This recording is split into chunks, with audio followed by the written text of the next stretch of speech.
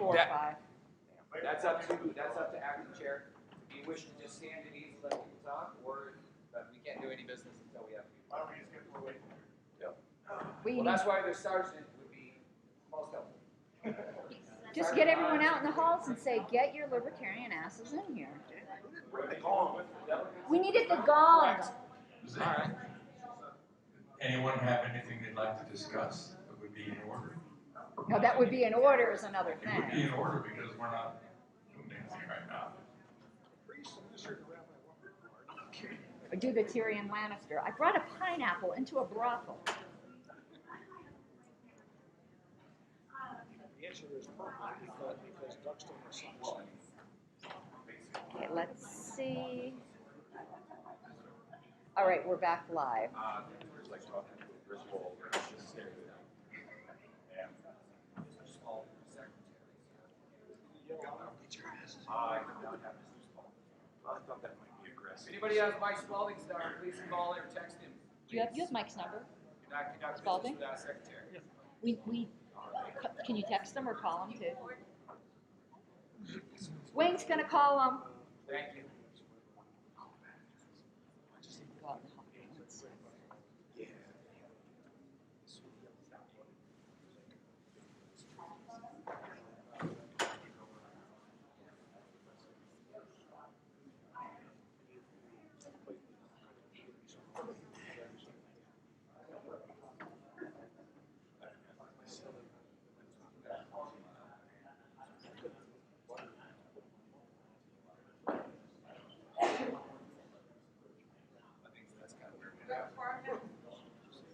We are without quorum. Right. We do not have enough quorum. Hey, Mike and Swain, we're getting ready to start. And you were asking, where were you? So, where are you? Stand at ease as we are now, or just like we're getting. What's that? Yeah, we got.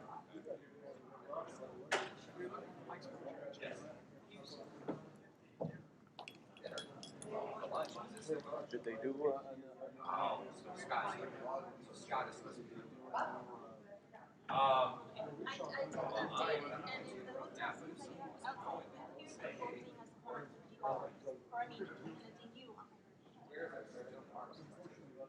That's the rules of the court, or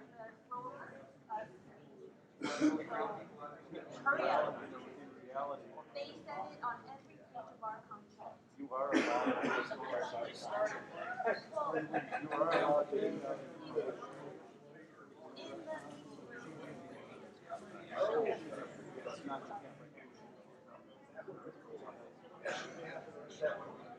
Right? In other words, they're not restricting it by an accommodation. Well, yeah, of course, but it's on. Sorry. Restaurant, it goes 5 to 10 from Wednesday to Saturday, so you can't even order food. What month? What is the? Right out the door now. I believe we do.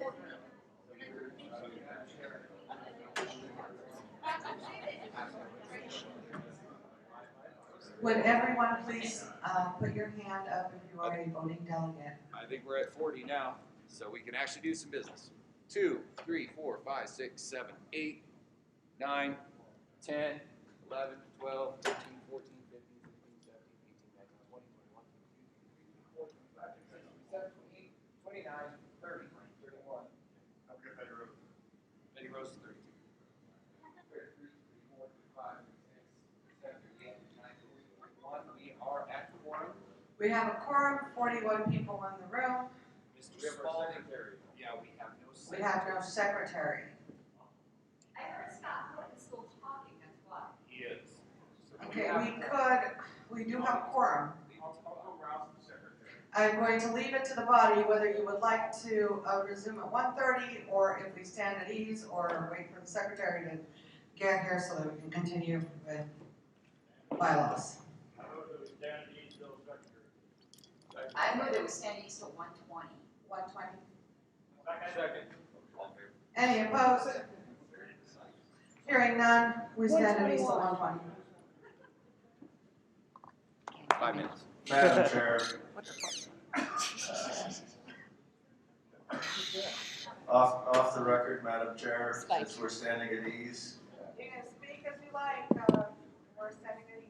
it's amazing to me, the discussion we had this morning, to move a speaker that could have been speaking here, because we have so much business to do, we have a quorum.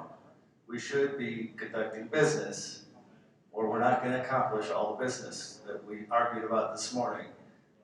That's just an opinion, editorial comment. Thank you, Mr. Gilbrass, and we have no secretary. So it's kind of hard to. The conduct chair business of without the party secretary. has the ability to sign a temporary stand-in until the secretary returns, but the motion has been made and seconded and Thank you. approved. There is the Here we are. There, secretary. we have a secretary now.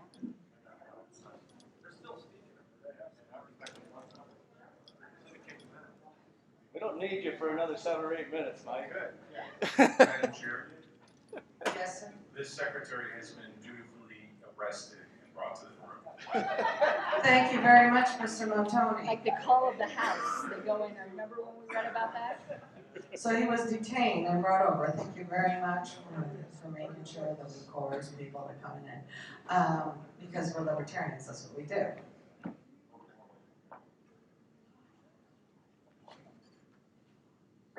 Does anyone know how much longer Scott might have for his talk? Would somebody find out how much longer Scott has at the lunch? He's already overused his time, it's immaterial. I guess they started him late. They started at nine. Okay, well, we'll start at 1:20 as moved. That should give Margot and Mike enough time to get their computers up and running for the motions.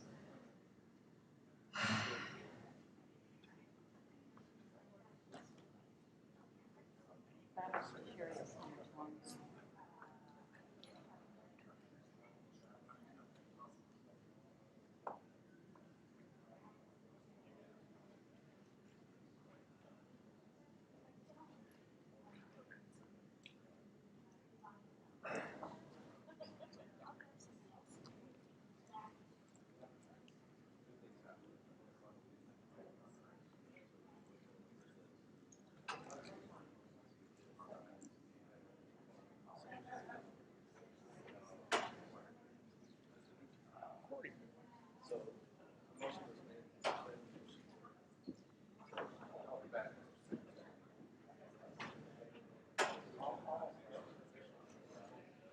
I've been told we're the least scrupulous people. They're trying to get all their people out of important meetings.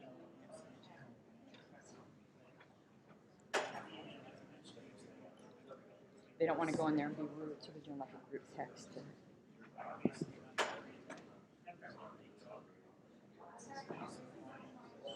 Though I don't know if any of these first ones are particularly controversial.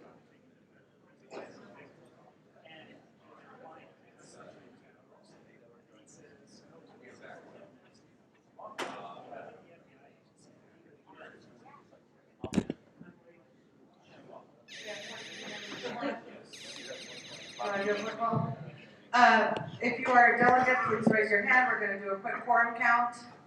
1. Kevin, you're 2, 3, 4, 5, 6, 7, 8, 9, 10, 11, 12, 13, 14, 15, 16, 17, 18, 19, 20, 21, 22, 23, 24, 25, 26, 27, 28, 29, 30, 31. You're not, you don't count. Yeah. 2, 3, 4, 5, 6, 7, 8, 9, 40. We have quorum. 3. We have quorum. And Mike.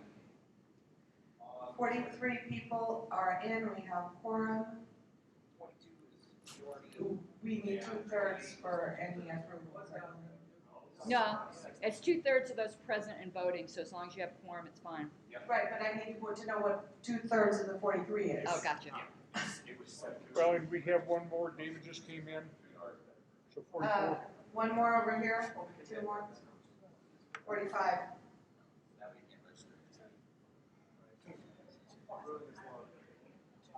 All right, back to business. 30 would be a 2/3.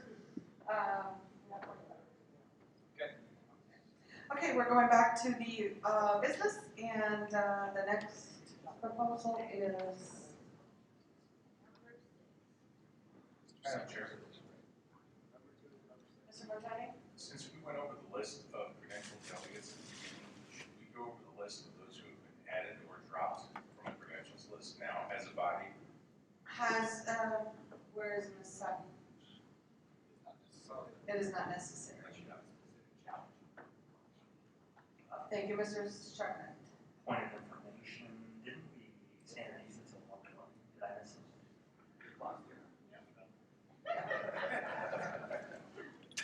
Yeah. Who's the official timekeeper? Libertarian Standard Time, we're starting with this. Libertarian Standard Times only runs late, not early. You know that. Well, it is 1:20 according to my clock. So, according to the parliamentarian's clock, it's 1:21. How about, Right? how about Okay, favor so us with we're a song? Moving on. Karaoke time. There was no Karaoke. challenge to the delegates, so let's move to 6. And that is presented by the committee or by the membership, I'm not sure. The red is the committee. Numbers are committee submissions and letters are member submissions. Okay, let's go ahead. Okay, this proposal fixes a problem in our bylaws where we are in odds with the state law. The state law says that the chair must submit changes to our bylaws, our constitution, our documents. And currently we have it as the secretary. So the proposal is to remove the language from the secretary and move it to the state chair. Any questions?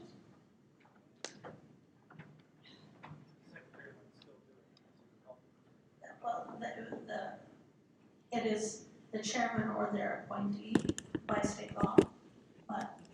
Okay, sorry that we have my bylaws in the secretary. whatchamacallit, power cut out earlier. I didn't realize it, so a big chunk is missing. I'll fill you in later. Any discussion? Go ahead, Mr. Stevick. Okay, I'm the author of this. There was a resolution for the board to instruct the chair to do this and remove the secretary up to this point. That resolution's expired. This does put us in line with state law. It's a very simple fix. I call it question. The question has been called. All in favor? Aye. Oh, there's a second. Second. All in favor? Aye. Okay, question's been called. We're going to move into a vote. All in favor of the proposal? Aye. Any opposed? The motion passes. Go ahead with the next one.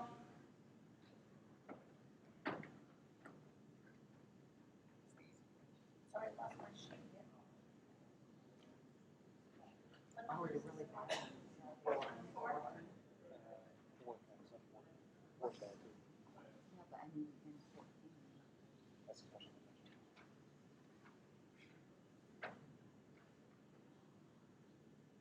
Number 4 is simply to remove redundant section on delegation and delegates and such, and it's already covered in the Constitution.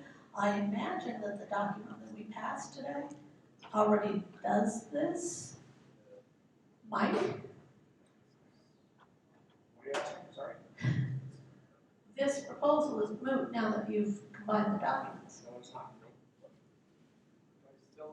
None of these proposals are moot because of the merge. Are they still redundant in the merge? They are not. No, there weren't any. Well, if they're not redundant, then we don't have to hear this because there's no redundancy. Wait, huh? Are you removing your motion? She hasn't made a motion yet. She just described it. So we still have both sets of text in the document version? Correct. So 0 substantive changes, really the only thing that was changed were internal Microphone. Okay, I was told that this still exists in our documents after we accepted the merge. So we just wish to delete the redundant section that has to do with delegates. And I think that you can see what was been removed, so.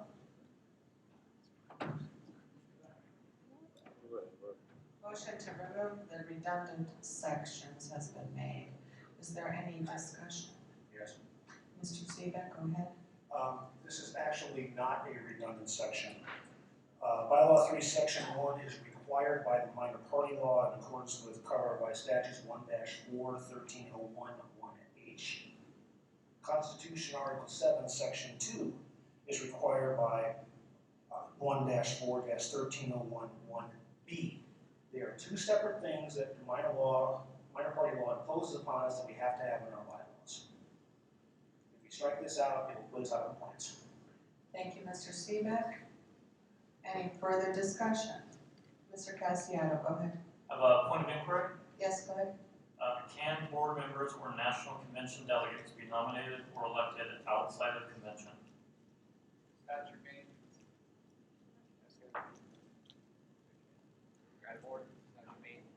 Not germane to the question. It's not germane to the motion. So you're out of order. Well, Rephrase your question.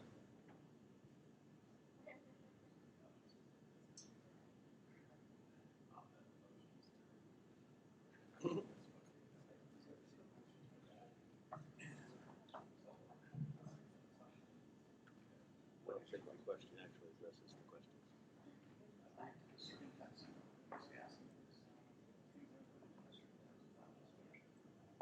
That you would want to direct to point of information to the maker of said motion, which I believe is CBEC. Is this your CBEC? no, Is this board? Then you would direct it towards Betty Rose as a point of information. So ask your question. So my point of information, I'll repeat it again. I wrote this beforehand, so I don't remember what. I'm just reading what I wrote when I did it. Can board members or national convention delegates be nominated or elected outside of convention? Yes. they can be appointed. You said elected, they can't be elected, they can be appointed.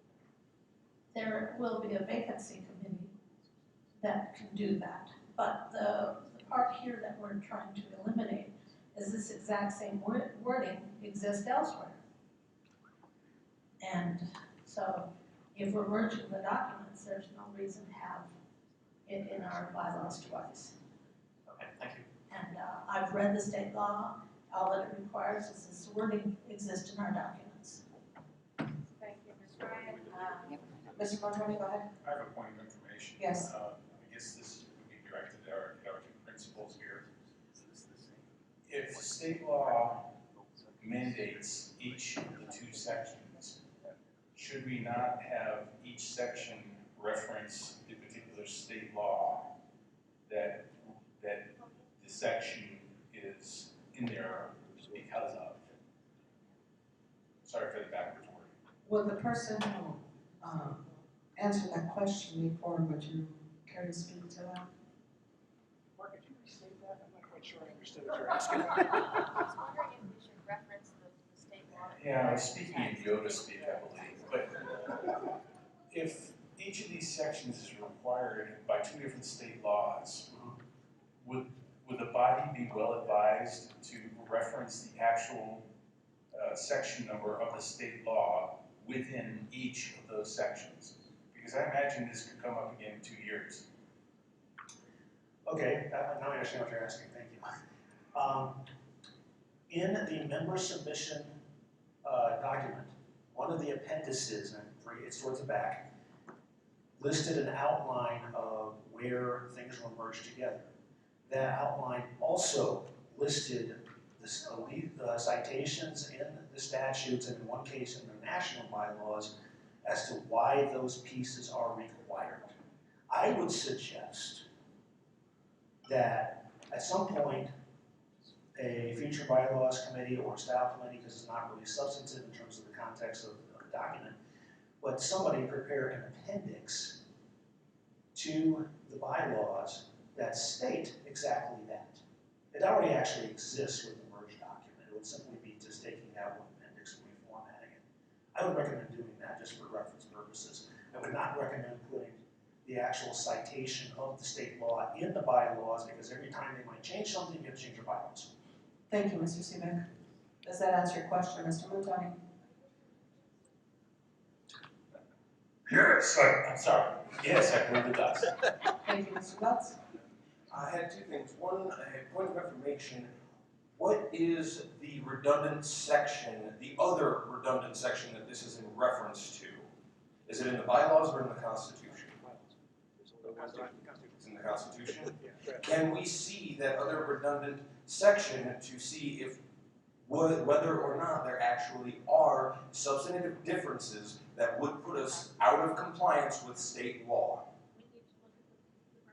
We need to look at the merged document. Would you please pull it out and show us? Well, I think we really just need to see the article that it's being told it's redundant with. Because we approved the merged document already, we have to go through that. They should be the same, right? It'll be fine up there. Where is it? Article 7, Section 2, I believe.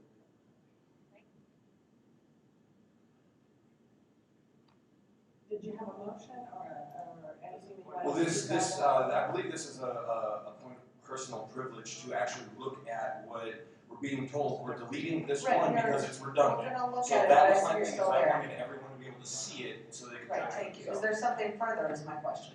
You Well, said not we have until I two can things. actually, not until I can look at it. Okay.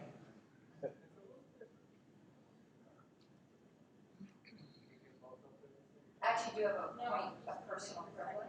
Go ahead, Ms. Harless.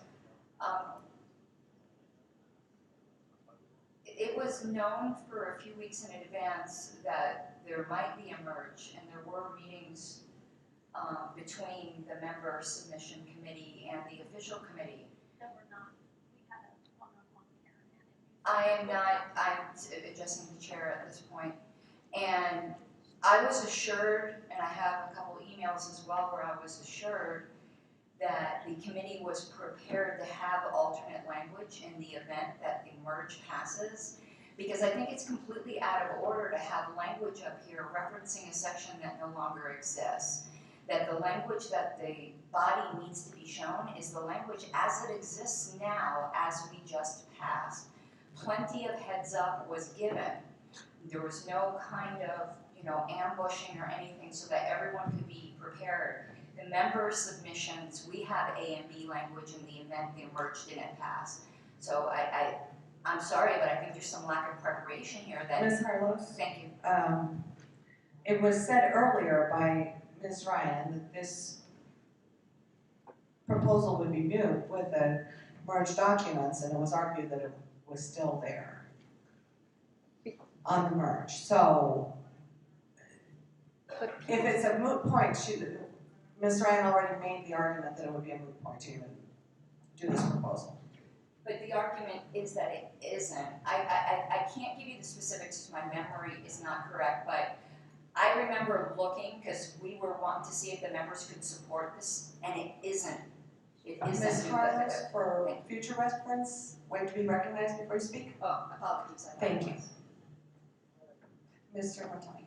Madam Chair, it looks like this needs a little bit more work before it's brought before the state membership. So I would like to move to postpone this until the next convention in which we consider bylaws changes. Second. Any discussion? This is the current A motion has been made to move to postpone this motion until the next convention in 2 years where bylaws will be discussed.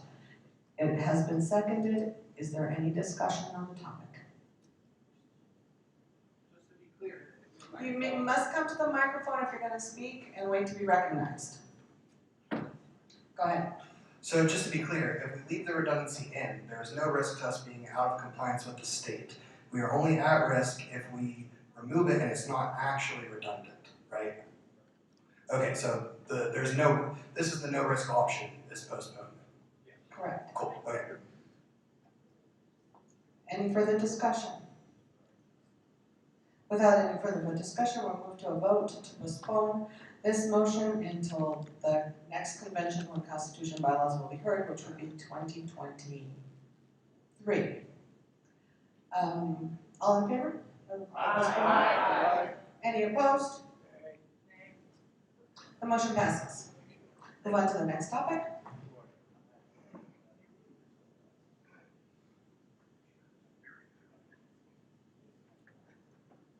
And that is special convention.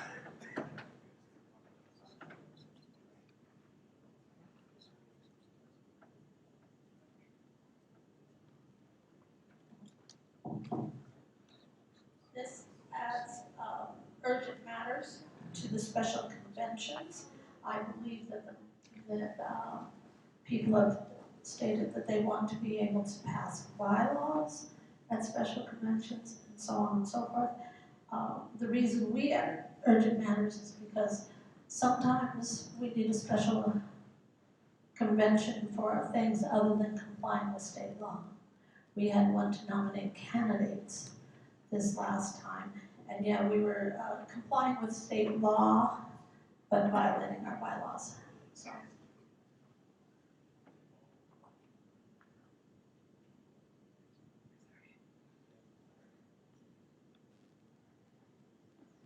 I suppose I could read it.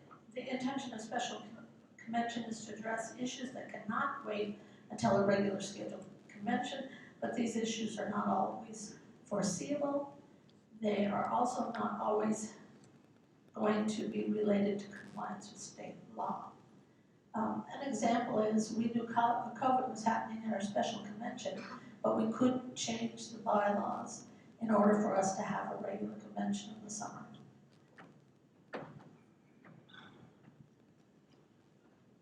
Thank you, Ms. Ryan. Is there any discussion? Yes. Go ahead, Mr. Seaman. Move to substitute with the member's submission C. Would you care to read it? I'll read it up first, it's easier.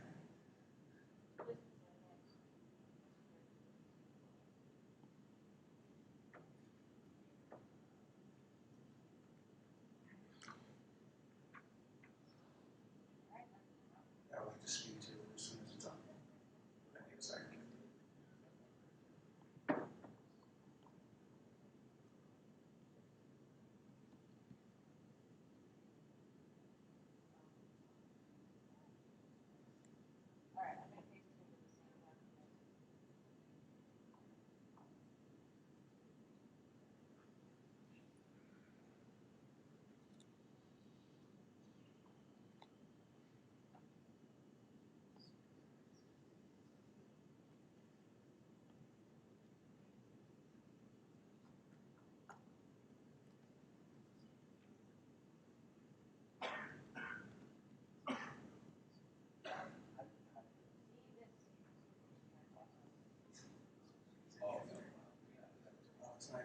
It's not keeping that.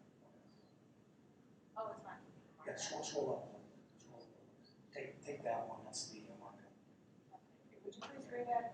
We're wasting time.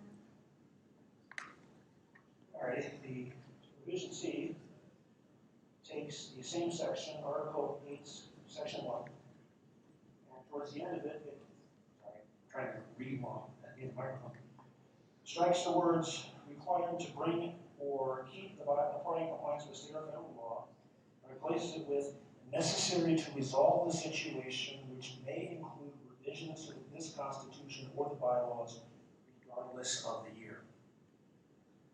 Necessary to, could you repeat that in the microphone so everybody can hear you? I'm trying to move, my vision lying down, folks, is a little blurry, so I'm trying my best here. Okay, here we go. Necessary to resolve the situation, which may include revisions to this Constitution or the bylaws, regardless of year. So it would not just be bylaws. However, there's also a proviso on that, which states specifically, because the merge passed, then this would go to Article 8, Section 1, from that to the correct Article 8, Section 2, the merge, and the words "this Constitution or bylaws" becomes these bylaws because of the change in the documents. Thank you, Mr. Seabeck. I'd like to speak to that, if I could. Is there a second on the amendment? Member submission is no, never mind, that's an amendment, you're right. It's an amendment, so You're right, you're it right, does you're right, require a you're right, second. you're right. Is there any is there, all in favor of the amendment? Who gets to speak? Discussion. Discussion first. Amendment, go ahead. Okay, the problem with the committee's proposal is that it doesn't actually solve the problem. In the merge, in the bylaws, there is a specific requirement that says that that any amendments to the Constitution or bylaws, or in this case not the bylaws, have to be done in odd year conventions. Their proposal does not make an exception for that restriction. The proposal C does. So it's a better proposal because it addresses the problem the way it needs to be addressed, and we can make those changes in a special convention.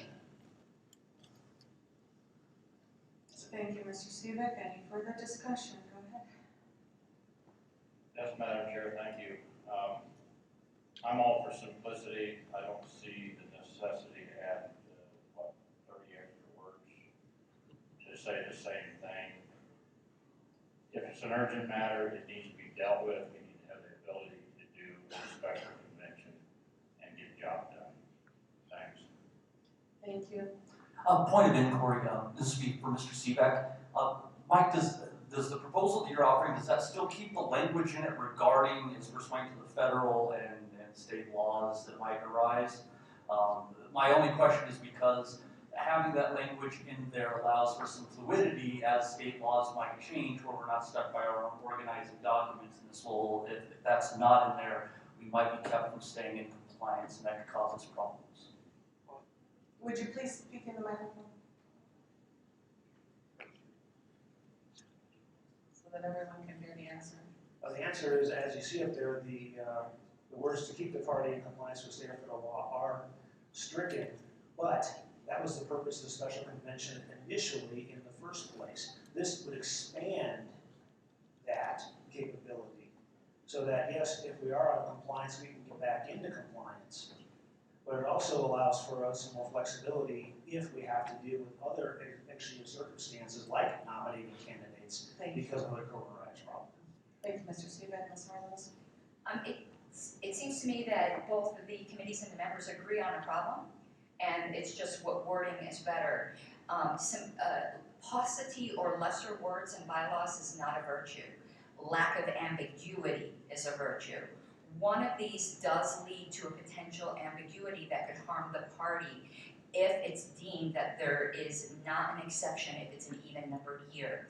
The member submission gives the party greater flexibility to actually solve the problem, and more words actually is better to clear up ambiguity. Thank you, Ms. Harless. Mr. Heyman? I have to strongly disagree with that. Whenever necessary is also pretty ambiguous. I agree with, I don't remember, what's your name? I don't know how to get his name, but I agree with him that less is more. I feel like we have a habit of finding ways to make a simple problem here take very, very long, and it's been happening over the years, so I think this is a perfect example where we should just go with the simple word. Thank you, Mr. Heyman. Mr. Lutz? As an Associated Press trained journalist, I learned 3 things: accuracy, brevity, and clarity. Another thing that I learned is you never sacrifice accuracy and clarity for brevity. Sometimes it is better to be more verbose to actually lay out what needs to be done. And this is one of those instances where more is less. More will give us less hassle in the future. More now will give us less problems to deal with. Thank you. Thank you, Mr. Lutz. You are speaking for or against? Both. True Libertarian. It sounds like the actual problem is that this version doesn't give explicit permission to violate the restriction on bylaws amendments to happen only in odd-numbered years. So it seems important to reference the bylaws specifically in the amendment, but I don't necessarily think that the rest of that language needs to be changed. What if we just added a comma here and said, including amendments to the bylaws? Are you proposing an amendment to the amendment? I think so, but I'm not sure because of parliamentary law being strange. Okay, So there is a motion to propose an amendment to the amendment to just add a comma to the original wording and add in, what were the words you wanted to add with after the comma? She seconded it. Comma, including amendments to these bylaws. That is a proposed amendment to the amendment. It has been seconded. Is there any discussion on the amendment to the amendment? Yes.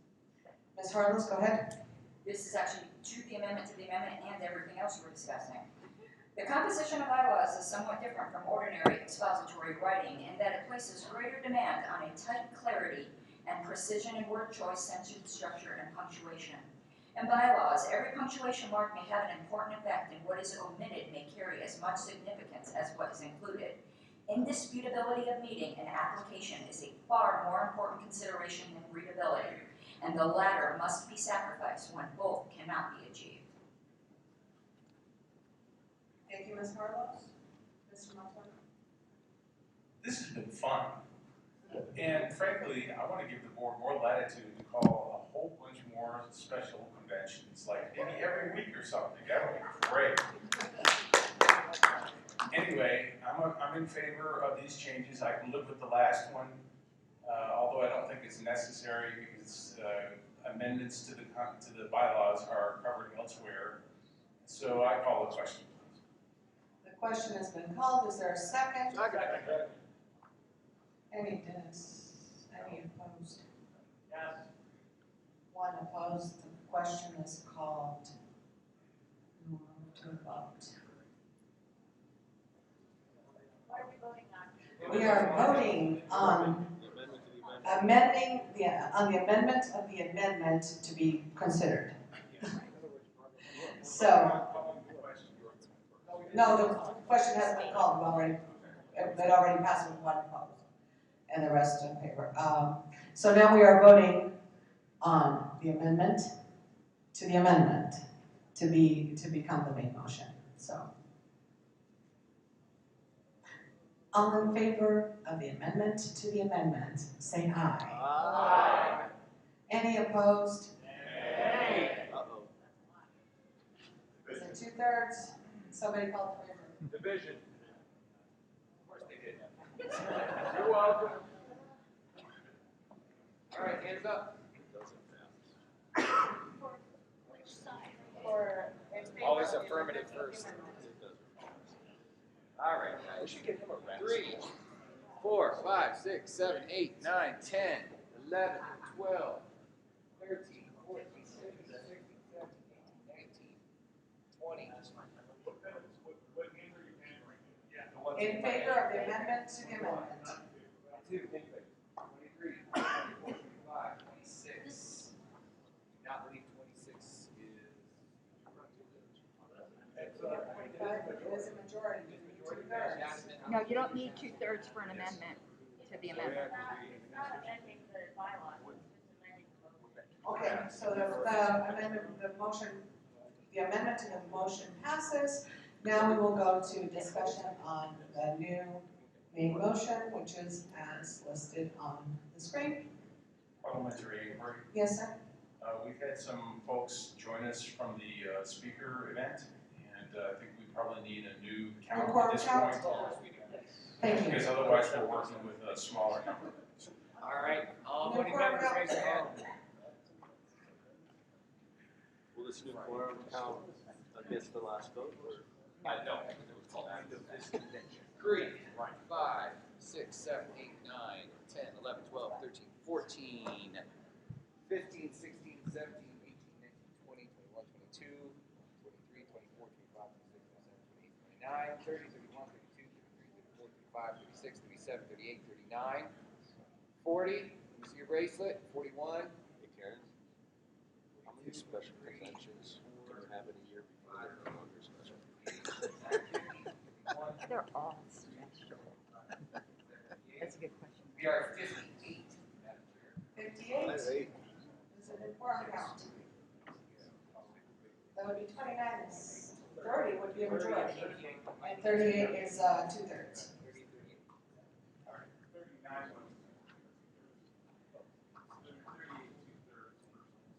Okay, 39 is 2/3. 30 and 39, so. Any discussion on the motion as listed now? I have a point of parliamentary inquiry. Yes, Ms. Harless?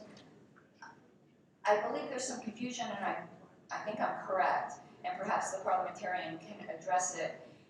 The numbers of people in the room really do not make a difference to the 2/3 vote. It's 2/3 of those present and voting. Abstentions do not count against that. So to say 2/3 is X of X doesn't matter. It's 2/3 of those present voting. That can change each time. And I think a lot of us are getting really confused here. You are correct, Ms. Harless, thank you. Go ahead. Can I propose to amend the current amendment to add at the end regardless of the current year? Or regardless of year? There is Because a that motion to amend the now made motion to add regardless of the current year to the end of it. Is there a second? Second. Is there any discussion on the amendment? Stand by a second, please. Sketching up.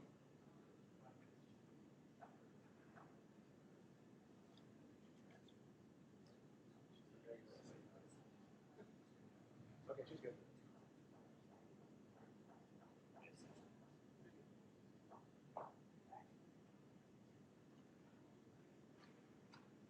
Alright, where are we at? Any discussion to the amendment to add regardless of year? Seeing none, we'll move to a vote to adopt the amendment as the main motion.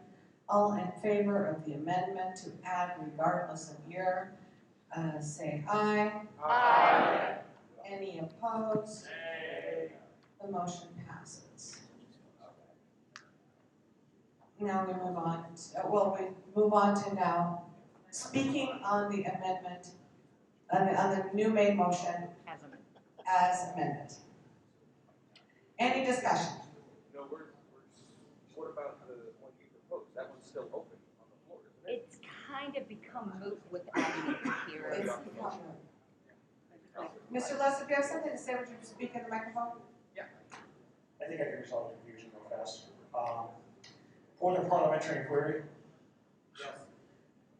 As the maker of the motion for the substitute, is it in order for me to either withdraw that motion or to move to postpone it indefinitely? You can't withdraw it now since it's on the floor, but someone could move to postpone, or.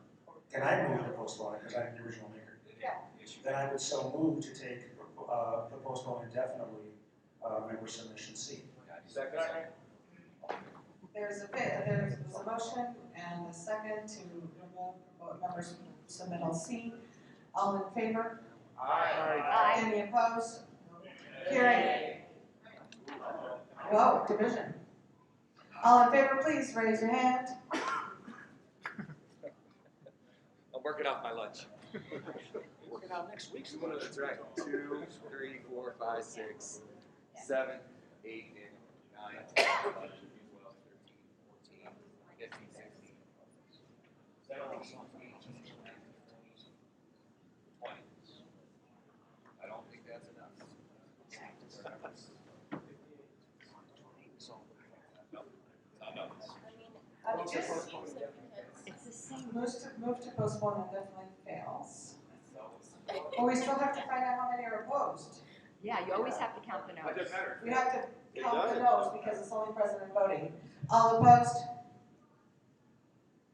More than 20.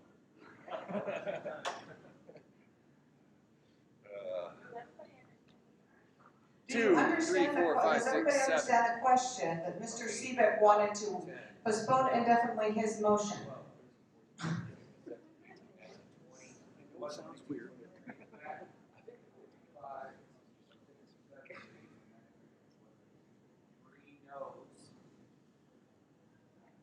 Motion fails. The motion to postpone has been.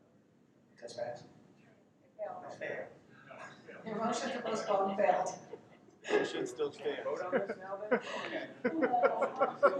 Mike, ask permission from these All right, so now we're gonna vote on the amended motion Madam as, Chair, on the, I ask permission of the Assembly to withdraw proposal C. And that is an order. that would be in order? That is an order. And then for the Assembly, the other one now solves the problem, okay? That's why I'm asking them to take this one out. We've got a solution, we don't need to. So you're, I was, Go ahead. you're saying that what we originally brought this up for is already resolved by something else? By this. By this amendment, it would be resolved. But we have two separate things. We need to get rid of one. So he wants to get rid of the one that was proposed by the members to go back to the one that was proposed by the committee, Because along now with the this- additional amendments that now solves the problem. Okay, yeah, okay. So is there any opposition to withdrawing proposal C from the membership as requested by the person who wrote it? Hearing none, the motion to withdraw the proposal passes. Now we can move on to the amended motion as written, to the main motion as amended now, and we can, is there any further discussion? I'd like to call the question. I just took so long to. I was gonna call the question in a second. So, the question's been called, it's been seconded, all in favor of calling the question, say aye. Aye. Any opposed? The motion to call the question passes. And now we move on to the vote on the main motion as amended.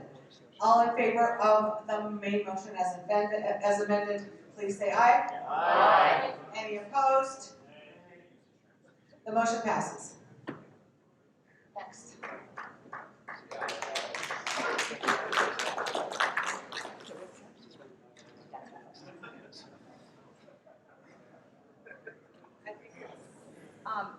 What's the next one on the order? Sorry, actually, one second.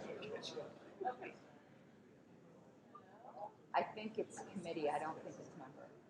It is 16, I believe. It should be. Madam Chair, I just want to relay my gratitude to our projectionist. There's no way in hell I can keep up with all this stuff.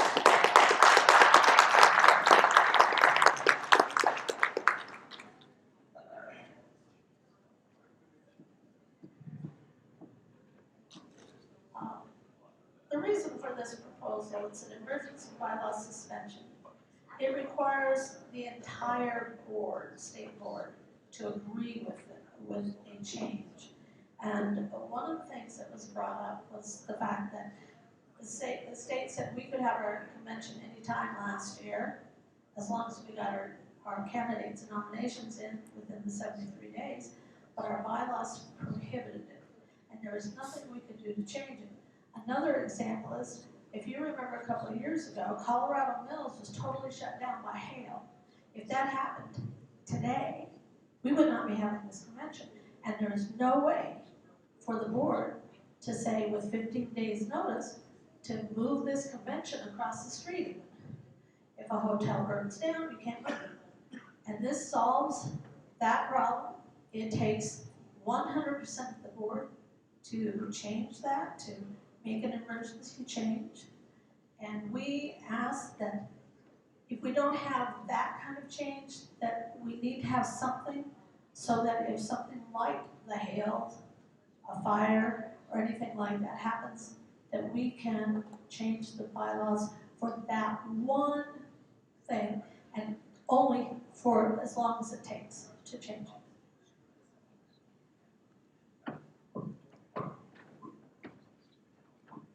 All right, we'll be moving into discussion. We're gonna go ahead and start with Pro, microphone 1. Yeah, the committee moves it. The committee moves it. It's an automatic motion. It's automatic. I have a question, point of inquiry.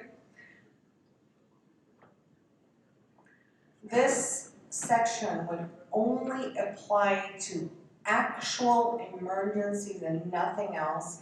Is there enough limitation so that the board cannot just suspend the bylaws at any time it wishes and do whatever they want? It must be an emergency, And How is emergency defined?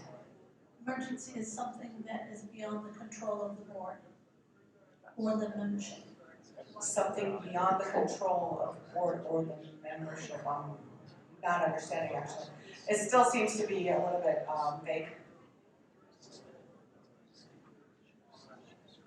But thank you.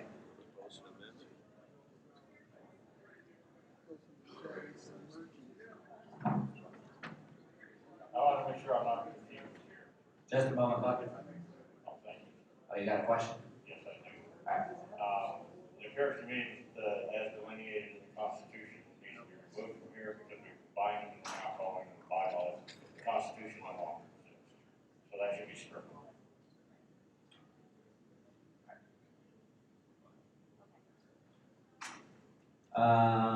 Wait, so what needs to be struck?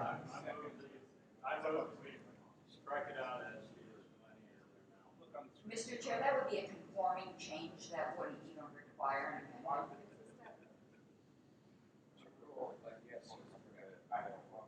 Alright, we're gonna go ahead and continue on with discussion for now. Microphone 2.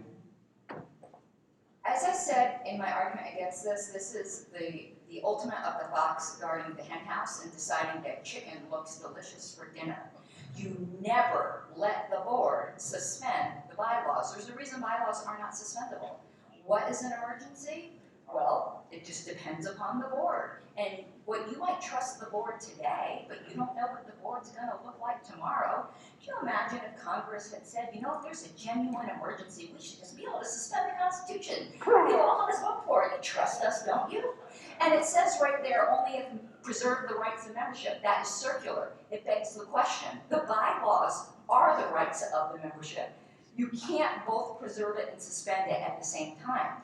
The thing we just did for special conventions, that allows the board to ask the members to change the bylaws if there's an emergency, and that is the right way to go about it. It is absolutely abysmal to me that libertarians would be considering centralizing this kind of power. This is awful. Time. Please. Alright. Microphone 1. So as one of the committee members that voted for this, I mostly wanted to see it debated. I know there are many arguments on both sides of it. I do believe that this solves the problem of, or it solves many problems, but I do think that there are enough restrictions. A unanimous vote is on something like suspending a bylaws is not likely to happen unless it's an emergency. That's my opinion. But I would also say that there are other proposals. The reason this is proposal 16 is because there are other proposals to fix problems that we've had that if they pass, there's less of a need for this proposal. So that's just something I think. Microphone 2. When I see this, what I see is the Enabling Act, proposed by the Weimar Republic in 1933 and passed, in which they suspended their constitution so that their government could solve the problems. Now when they did that, what you had was the emergence of the Nazi Party of Germany, which then took control for over 10 years of the party. If anything we should learn from that, you never give the government or governing body, even if it is a body of libertarians, such absolute authority and absolute control. And my answer to emergencies, prior proper planning prevents piss poor performance, and a lack of prior planning on your part does not constitute an emergency on mine. Microphone 1. Emergency is the title of the article. It's not in the section. So defining emergency is really not relevant to section 1. Purposes as delineated in these bylaws is what it should say. We should not strike as delineated anywhere because that opens up purposes to be completely whatever you decide at the time, and by specifying the purposes as delineated limits this choice. I'd also like to point out that it is only the section, article section or clause that is determined to obstruct our purpose that will be, I forget what the word is, ignored it's not, it doesn't mean, oh, there's something we don't like, so we're gonna ignore the bylaws, period. It's just, it's very specific. The whole board has to agree. I believe there's enough safety in this. Microphone 2. So I just want to point out to the membership that when this was voted on by the bylaws committee, there was a constitution with a 2/3 requirement. So maybe there was some protections in place that maybe this would be a better idea. At this point, we do no longer have a constitution. There's nothing higher. So I'm just pointing that out to the membership that this is much more dangerous than when it was originally proposed and agreed upon by the bylaws committee. Microphone 1. I would like to offer an amendment to the proposal. And I understand that everybody has concerns and good conscience, but my fears of the furor rising out of the Libertarian Party slim to none. What I would offer to help to ease people's minds, because these situations do happen, and people thinking that, oh, we can always be prepared for them, you're out of your mind, man. The world is unpredictable. The amendment would be at the end. The membership must be notified within 15 days whenever this action is invoked, and all powers expire within 30 days of the passage. It's very temporary, very temporary. At the back end of that, you can add, member consent must be given for anything extending past. Point of order.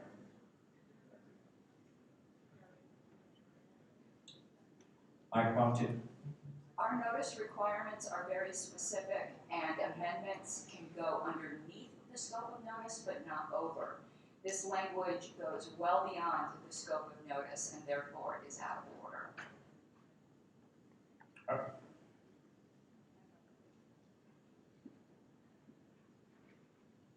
That is a very good point. The body will have to decide when they vote for this. That is correct. To say it on the face, is it going over? That is the body's decision to say that this is over what their limits are. That's what this discussion that we're having now is all about. It's not out of order. It's not, and it's so it's as far as I'm reading it, it's in order, and discussion on it is in order, even if you interpret it as far beyond superseding what our authority is to do such. Is that the chair's ruling? I'm going to go ahead and let the body decide if this is okay or not. I appeal the ruling of the chair. Now you need to have. All right, so we're going to appeal the ruling of the chair. The initial ruling of the chair was to continue with the discussion and eventual voting, and we got to that of the, Mr. Secretary, can you highlight that in yellow, please? And this is an affirmative vote, so all you vote yes, you're affirming the chair's decision. To allow his interpretation, to allow this to stand, because his ruling is that this is not superseding authority as per the point of order that Ms. Harlow had pointed out. So there's no debate on it. It's an up or down. All right, we will start with aye. All those in favor, please say aye. Aye. All those opposed? Nay. All right, that does not stand. All right. So, Mr. Chair, That's reverse. Yeah, that's backwards. he has been now overruled. Yes. Correct. So, therefore, it's down to the body. You're here. Your objection of is it out of order? It's up. He made the decision. The body needs to decide. With your ruling now, this is now out of order. Correct. And not longer be considered. It's off the table and it's gone. So it's off and we're back to where we were. Yes. Okay.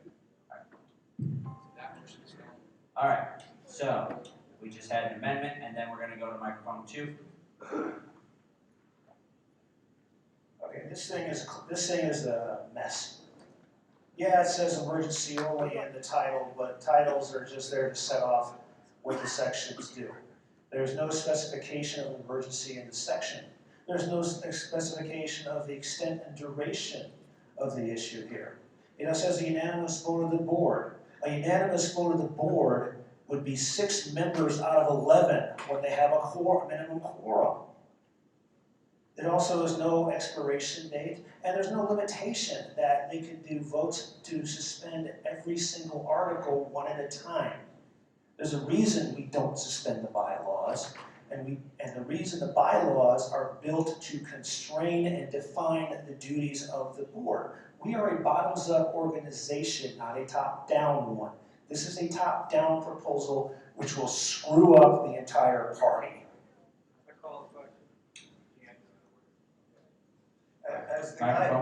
As the guy who's normally on that side of the argument saying I want more protection, not less, I want you all just to imagine just for a minute if something happened across the country, let's just say, well, I don't know, a pandemic, that suddenly made it difficult or impossible for us to have a convention. And, well, geez, we need a bylaw that allows us to change the rules so we can have a convention. Could anybody imagine such a scenario?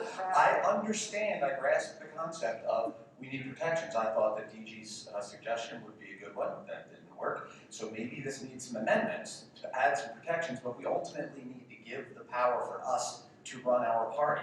So if we need to amend it, let's amend it, but let's not throw the baby out with the bathwater. Microphone 2. 3 things. First of all, Mr. DG said that you have to be out of your mind to do certain things. Well, we're all in this room, which kind of defines us as out of our minds. Secondly, we have a change that was proposed right here to change the Constitution to these bylaws. We do need to deal with that so that we know exactly what language we're working with here. And on that note, I think it needs some more work, so I'd like to move to postpone it until the next convention. I appreciate this. I appreciate the spirit of this, but I think it needs more work. All right, we've got a motion and I heard a second to move this to the next convention. All right, so with that, if you are in favor of moving this to the next convention, say aye. Aye. If you are in favor of continuing, say no. No. That sounds like division, so we're going to go ahead and go with the hands. At this time, if you are in favor, please raise your hand and the parliamentarian will count your vote. 1, 2, 3, 4, 5, 6, 7, 8, 9, 10, 11, 12, 13, 14, 15, 16, 17, 18, 19, 20. I don't believe 20 is postponed if this motion fails.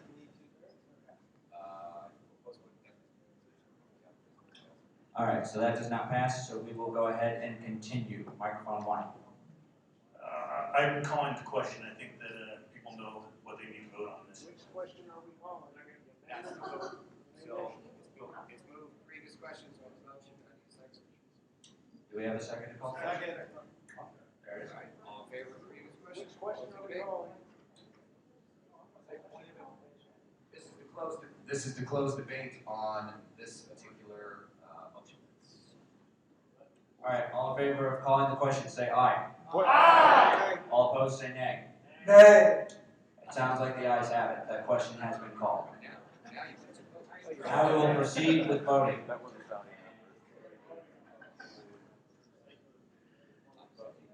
Yeah, it's the main motion. We're on the main motion. Excellent. We are now on the main motion. The main motion is to adopt as is. Mr. Chair. Microphone 1. Sorry, point of information. We still have not actually adopted whether we're going to add these bylaws in place of the Constitution. We need to approve that one first, then we have our actual main motion that we're working on. The question was called on the amendment. That's why I asked the question, what are we calling? Yeah, it's a style change. So we are on the main motion. All right. Okay. So the main motion is, as it is up here on the screen. If you are in favor of the main motion as written, say aye. Aye. If you are against, say nay. Nay. That does not pass. Next.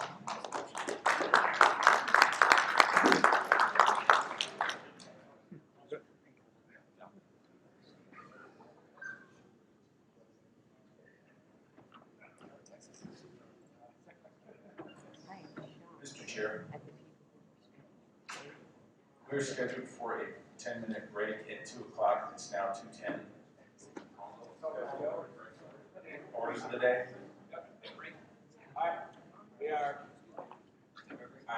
We are taking a 10-minute break. Be back here at, I've got 2:10 on my watch. Be back here at 2:20. 10 minutes.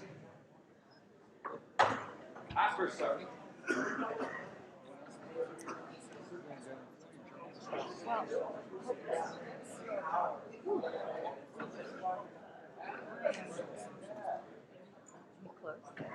Good job on the ruling of the chair. Was that right? It's the opposite, isn't it? Because to question the ruling of the chair, the nays, the yeses. I want to say it's. I want to say it's the opposite. It's one of those things where it's the opposite. It's. Right?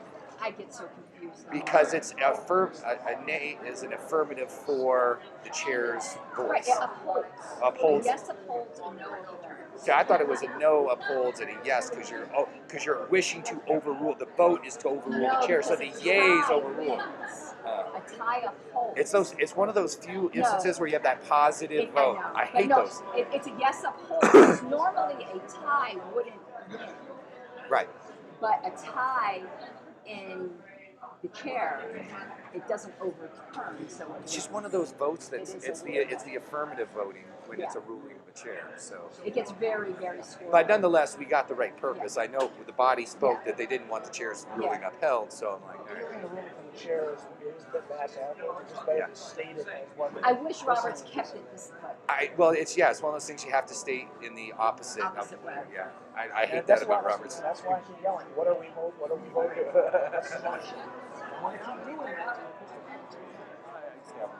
Speaking of negative things, yes, I should have pointed out that the negative wording on the safety clause then should be turned around and stated positively. I might just take it from you. Don't offer to, because I might just take it. No, I have an extra one. That's the extra one. Be my guest. Remember to submit that. Because I didn't even look at that language. I was just looking for a place to put that other stuff and not a whole separate plank. Because the safety clause was already a weird solo plank anyway. I like that it deals with more than to Colorado. Yeah. I know I will. There's candy out there somewhere, right? There is on one of the Adam Pukesh campus. Yeah. That made it easier. Yeah, we're not going to get fined $50 if I eat this, right?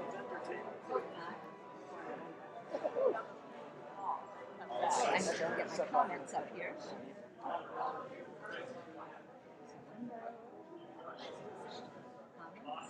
Yeah. Timothy Perkins, chair of Oregon. Glad to hear the real awful proposal just got shot down. I know. Are you surprised that anyone even argues in favor? And the people who did are well respected, knowledgeable. Well, some of them were board members, but not all of them. Johnson. Johnson is a committee. Oh, committee member. I thought you said board member. Yeah. They're all committee members. Every one of them is spoke. There is a reason there isn't one affiliate in the Libertarian Party that has anything like that. Like what? There's no affiliate in the LP that I am aware of. I know no state affiliate, and I would assume no county, that allows the board to suspend them. You know, school shooting, it's an emergency. You want to let Congress suspend the Constitution. I mean, it's only for an emergency, and it's for your good. I'm going to get a bottle of water. Would you like anything? Can you anything? Yeah, a bottle of water sounds good. Okay. Thanks. So, yeah, I'm doing the live stream, so if you're wondering why I'm talking to my computer, I am nuts, but not that nuts. So, yeah, that was good. And I think most things coming up are relatively uncontroversial. I mean, I might not be in favor of them, but they're not, I'm not going to go cry if they pass. Yeah. So I think the really important stuff has been heard.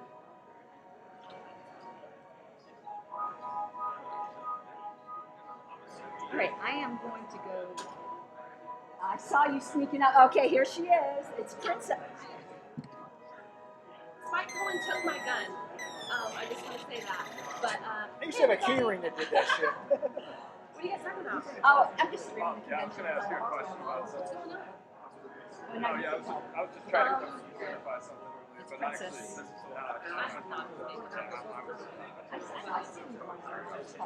No, I was in the back talking when people were getting like, I don't know shit about it.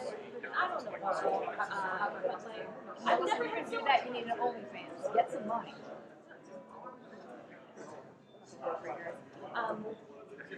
But like I've never had fun, so much fun with convention. Yesterday, remember, I was like, this is a PTO meeting. Like, when do I But nobody was ordering milk when we came to it. No, okay, so. You can't, like, that was so atrocious to me. I had to ask the bartender, do you even have milk? Can you imagine being one of those Las Vegas barmaids going around, you know, looking all cute, and somebody orders milk? Can you just imagine?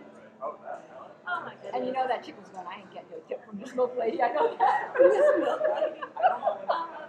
Yeah, but this is fantastic. This is so much fun, and I want to do more of these because just like. Wait a minute. You want to do more of the sausage factory? Okay. Like libertarians are always the ones that are like, fuck the rules. I don't want no rules. But then you guys talk about your rules, and it's like these are the rules, and you have to follow the rules. I printed out the rules. And like for people who hate rules, you'll start We actually don't hate rules. We hate stupid rules. Because, I mean, if you don't have a government, you gotta have a contract between the people. No, the government's inevitable. Always. I meant the state. I agree with you. Government is inevitable. I meant the state. Yeah. I was using shorthand. Government is inevitable. Yes. You know, and when people don't understand that. Thank you. Thank you. It's just like, no, we have to have a good people always have a government. I know a lot of people might not like Jordan Peterson, but he's got a point about the fucking lobsters. The lobsters automatically form into a hierarchy. They just do. That's what lobsters Humans do. We do that. Right. It's the self-organizing. So, you have to watch that Jordan Peterson. So here's this prim and proper British lady. Are you comparing us to the lobsters? I mean, Are you comparing us to the lobsters? Exactly. That was my talking. But yeah.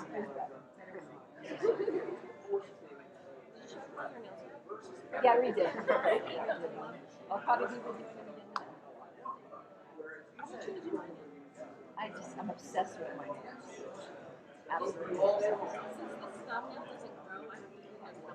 I love acrylics. These aren't acrylics, but I love them. Oh no, I love them. I learned how to do it during the pandemic. I opened my yeah.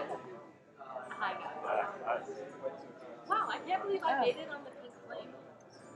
Okay, when our elections are tomorrow. Look at everybody. You might as well get your face in here too, David.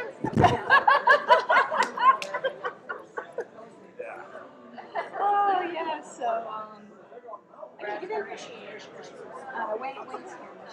Wayne. Hi, got him. Close the door. No, that was an inside joke. When the rovers keep landing on Mars, they send me the first picture and there's Marvin peeking here from the side. All right. So I can bring some pounds. Working apparently last night,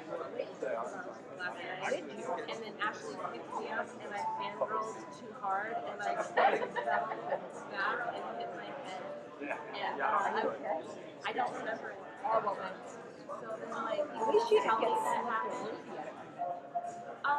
You know, no one, I didn't buy food. Everyone was just buying me drinks, and that's why I lost count. When you're meeting with people, and they offer to buy you drinks, you have to take it. I've never been on Ohio convention. Next thing I noticed, people were showing pictures passed out on the stage. On the stage, and I don't carry over. But apparently, me and Kate and Clover did all about that. Multiple. So what you're saying is I need to work with you. What I'm saying is somebody This guy didn't know what hospital. Apparently, I also fell in the ditch He outside. said, well, I had to do, turn on the head, redo. There's pictures, so I have to look at it. Apparently, like, I met stickers, So, and I have pictures I did that. I don't remember none of that. Saving stuff. He signed something for me, and she had it. I have We're similar. I need to bring those things There in. might be a problem also. She's collecting from us. Oh, yeah. So, Her cake is fantastic. She has so many donations. Do that. And All right, ladies and gentlemen, if you could find your way back to your seats, please, so we can get started again as soon as possible. They're in the window bottle. Still there.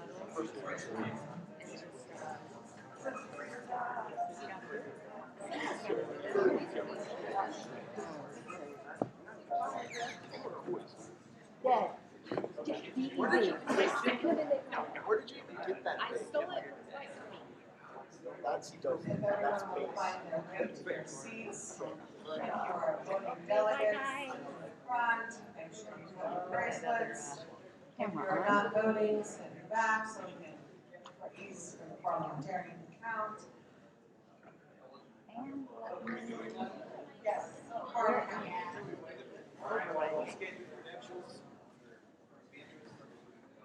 Is there any new credentials? We're gonna do a new credential report and, an update on credential report. Yeah, me too. I think you're For anyone else who's been credentialed since before break? Since before the break. So our new count is 82 delegates.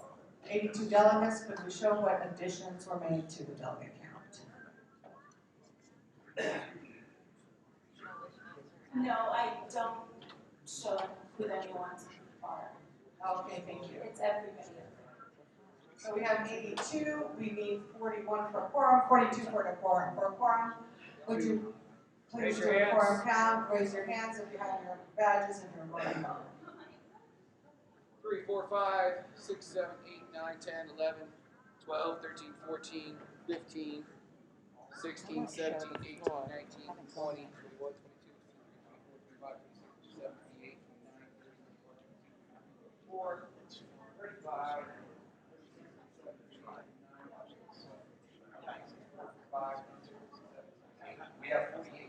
We have 48. Yes. Oh, sorry. 49, 50, 51, 52, 53. I need to get everyone just to stop by. If you are delegates, please stand the seat at the tables. And we have how many? Yes, it is. Mr. Goddard, how many people do we have? Delegates? 55. I think somebody else just walked in the room. We need to count him. 56. So a majority, 2/3 would be. I don't do so good with the maths.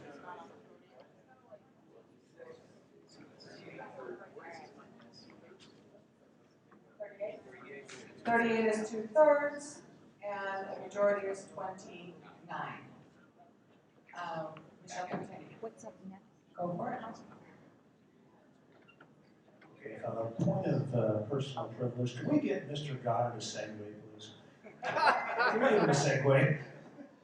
Get around. Segway, little scooters. Oh, yeah, that'd be awesome. It's not a budget, sir. That's part of the budget. That sounds like a good fundraiser. Seconded. Okay, proposal L. This is the protection of affiliate and member rights. The proposal is designed to make sure that the member rights are protected at all times within the party. This does mirror language that's in the national bylaws, and it reads as follows: to add to Article 4 of what was the Constitution will now be, Article 6, will now be Article 6 of the merge, Section 1, the new subsection E, that's how it ties out the proviso, reads as follows: the rights of all members shall be respected at all times. The autonomy of the affiliates shall not be abridged except as provided for in, this Constitution comes out because of the merging, these bylaws.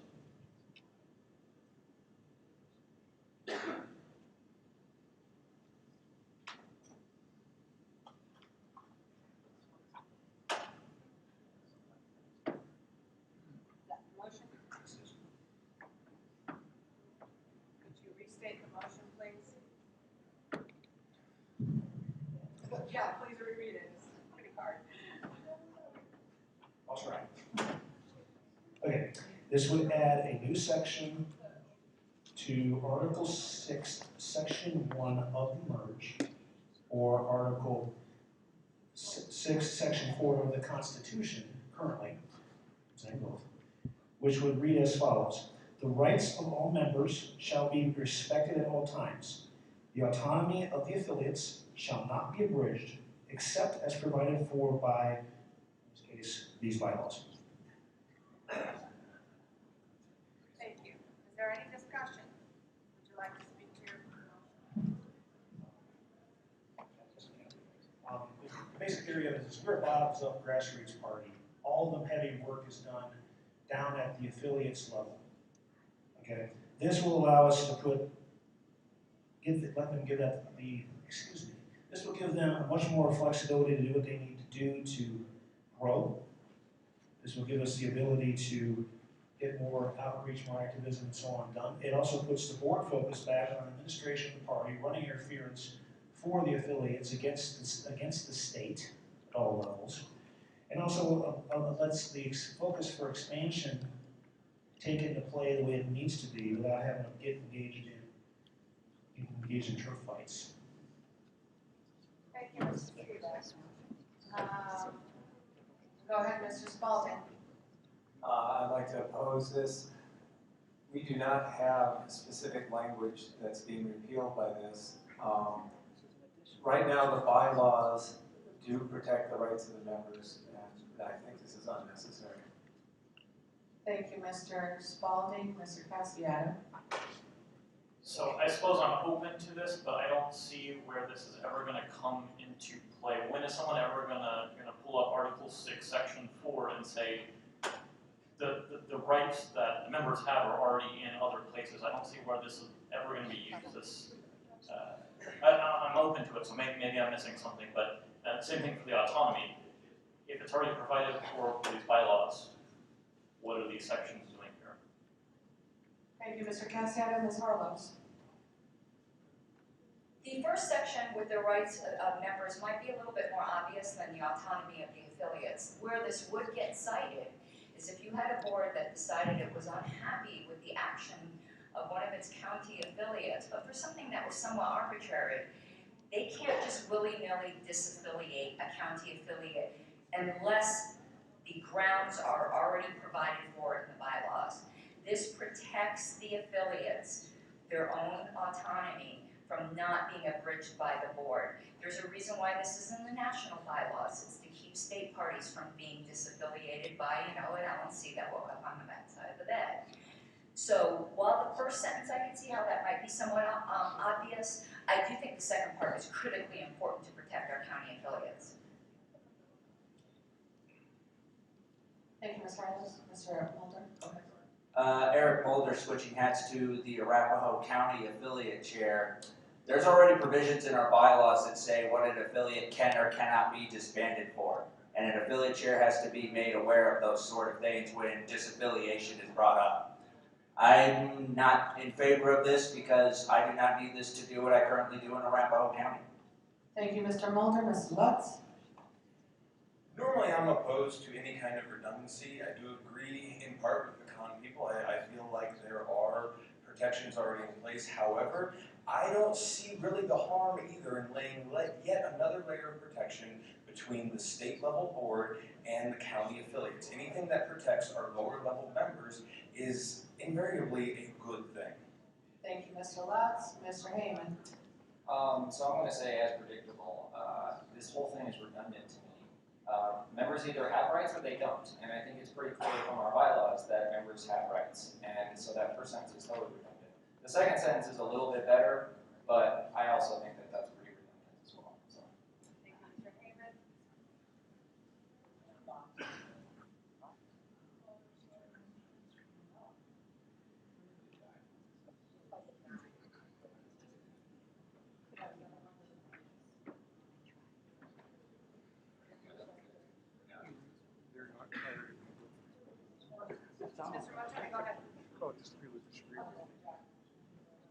I'm actually going to vote against this because I think, there's the old saying, the Lord giveth and the Lord taketh away. In our case, our Lord is the board. Bad analogy, I know.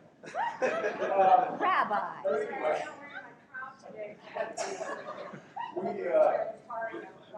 the board charters affiliates, and the board should have some authority and oversight over how an affiliate acts and what it does.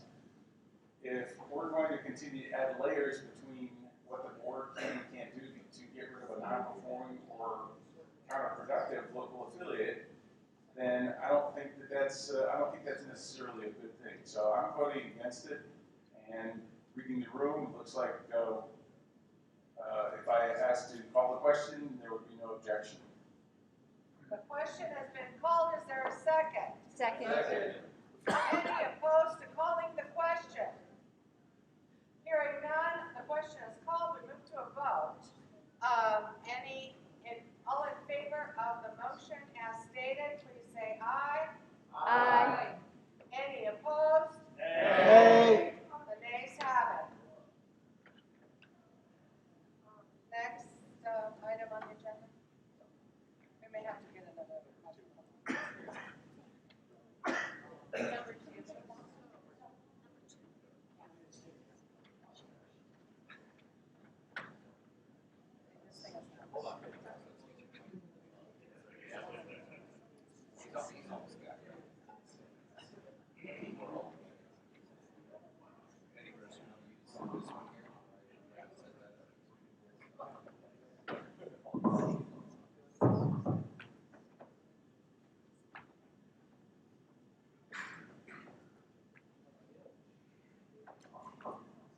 Okay, this proposal is simple. We're deleting outdated requirements. It changes the section that refers to the duties that are now obsolete. And you can see what we've changed below.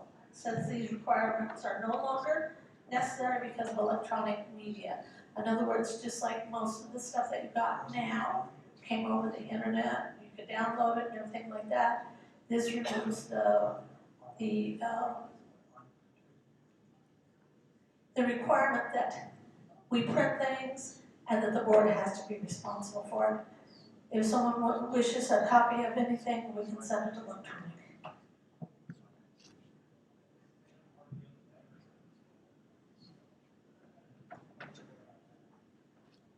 Okay, so would you restate the motion, please? The motion is to adopt proposal 2 from the CMB committee, which deletes outdated requirements. At party expense and so on. Would you like to speak to your motion? You did? Is there any further discussion on the motion? Mr. Lutz, go ahead. Point of information, by striking this, is this now putting the obligation of expense on the committee chairs?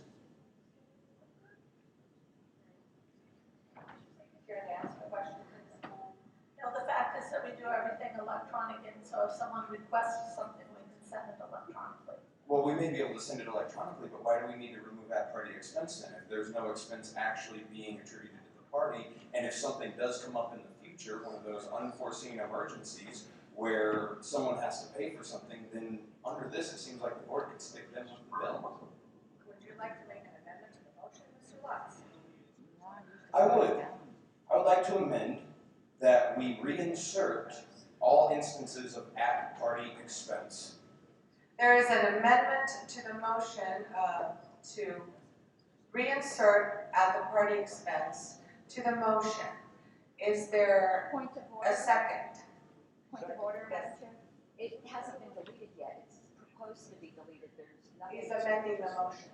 Yeah, since the motion is to remove, I'm amending to put it back in. You can't amend a motion to do the same thing that will be achieved just by voting it down. Well, they're still taking out reproduction.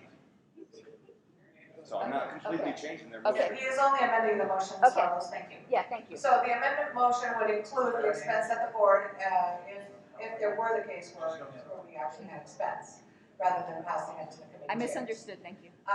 So is there a second to the amendment on the motion? Second. Any discussion? Hearing none, we're going to vote on amending the motion. Oh, go ahead, Mr. Bennett. maybe I'm overthinking this, but it occurred to me that if the Libertarian Party got deplatformed, there might be some expense to getting this information out again. That is the reason. Okay, so you were speaking in favor of it.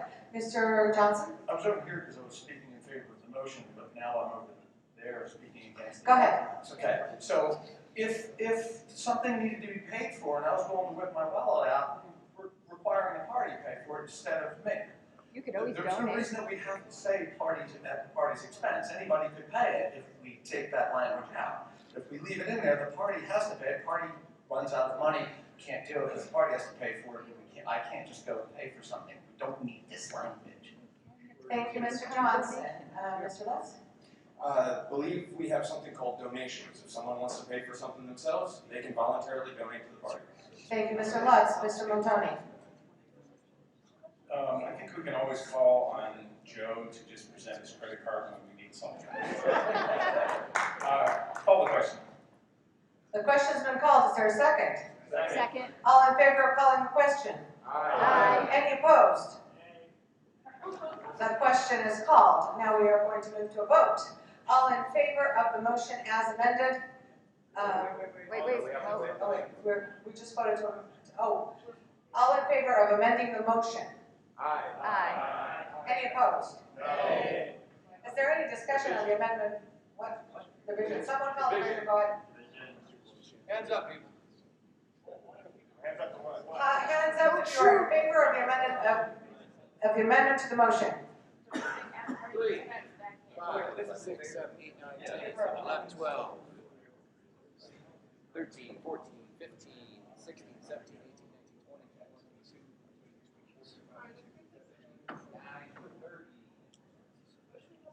21, She keeps raising her hand. Trouble. Princess Ribbon keeps raising her hand. 44. It passes. So now we will speak to the amended motion, or do we just move to vote? I think we can call the question. There is a call to question, and there's a second, and it's already been called, we just have to vote. Now we are voting on the amended motion. Madam Chair. Ms. Harless, go ahead. Not that I think the body cares at this point, but when a question is called, it's only the immediately previous question. If someone wants to call all previous questions, it doesn't need to be worded that way. So technically, only the amendment was called, but I think everyone's ready for the vote. Thank you, Ms. Harless. Mr. Montoni? Do we have the current language as it stands, as amended, on the screen yet? Yes. So all of the instances of at party expense have already been put back in? Yes. Yes. Okay, thank you. Can we review it really quickly? See right there. Yep. Oh, and this one right here.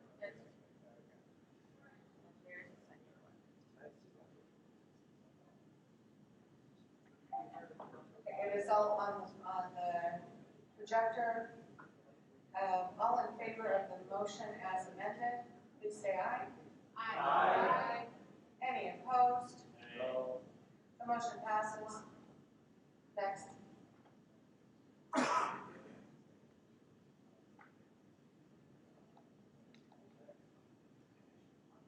Next item on your agenda.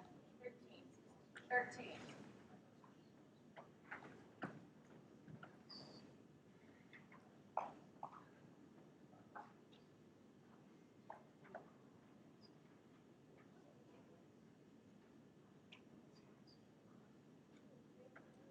This proposal is somewhat long, but we want to create remote participation options.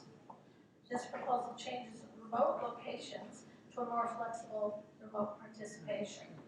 Remote locations indicates that we would set up a location, say in Grand Junction or in Pueblo, and people would have to go to that location.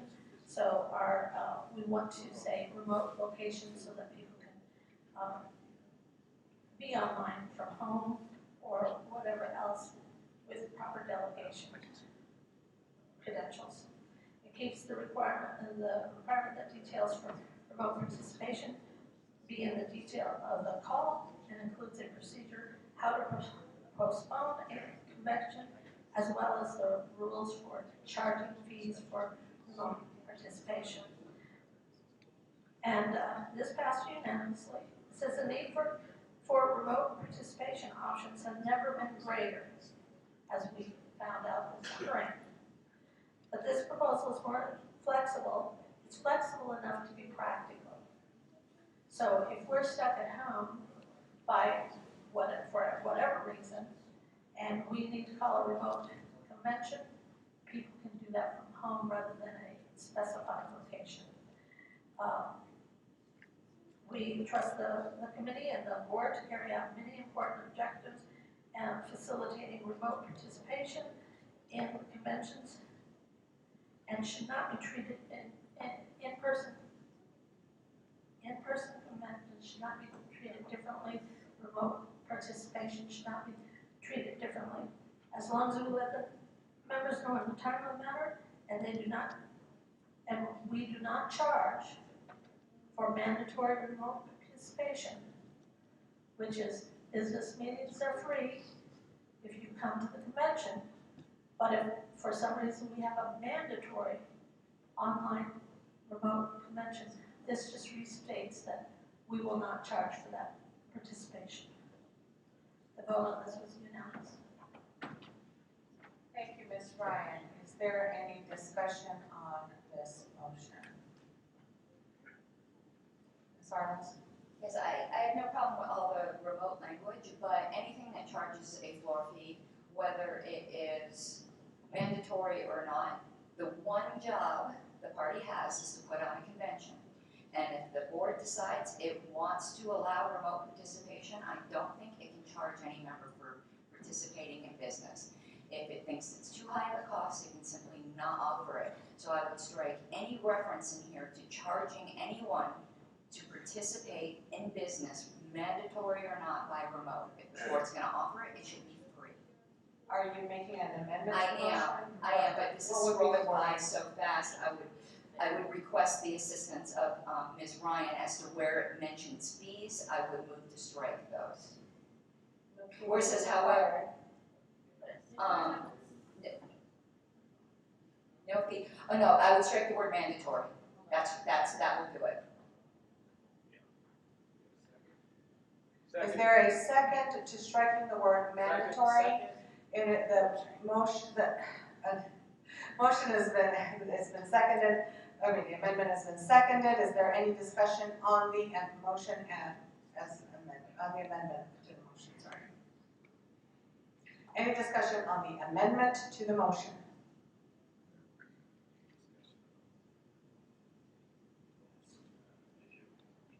Mr. Johnson, go ahead. Again, I'm on the wrong mic again, but the reason for the mandatory, we would all like free stuff. I wish this hotel would give us the hotel space, but they don't. So it costs money to run conventions, it costs money to do things. Now, we recognize that the actual business portion needs to be free so people come do business, but then we do things around that. When we open it up to do online, we go booking this hotel and then we discover nobody comes here. The party spends all the money on putting a convention together and everybody stays home. We still have to come up with that money from somewhere. So the whole point is, if something happens like COVID, where we had no other choice but to make it online, then we're not going to charge you for that. But if we're doing a regular convention and you want to attend and you don't want to come here and help offset the cost of the hotel, well, then you're going to offset the costs of the electronic version of that. That's also not free. There ain't no such thing as a free lunch, and we have to cover these things. That's the reason we spend a lot of time on this language. Thank you, Mr. Johnson. Mr. Lutz.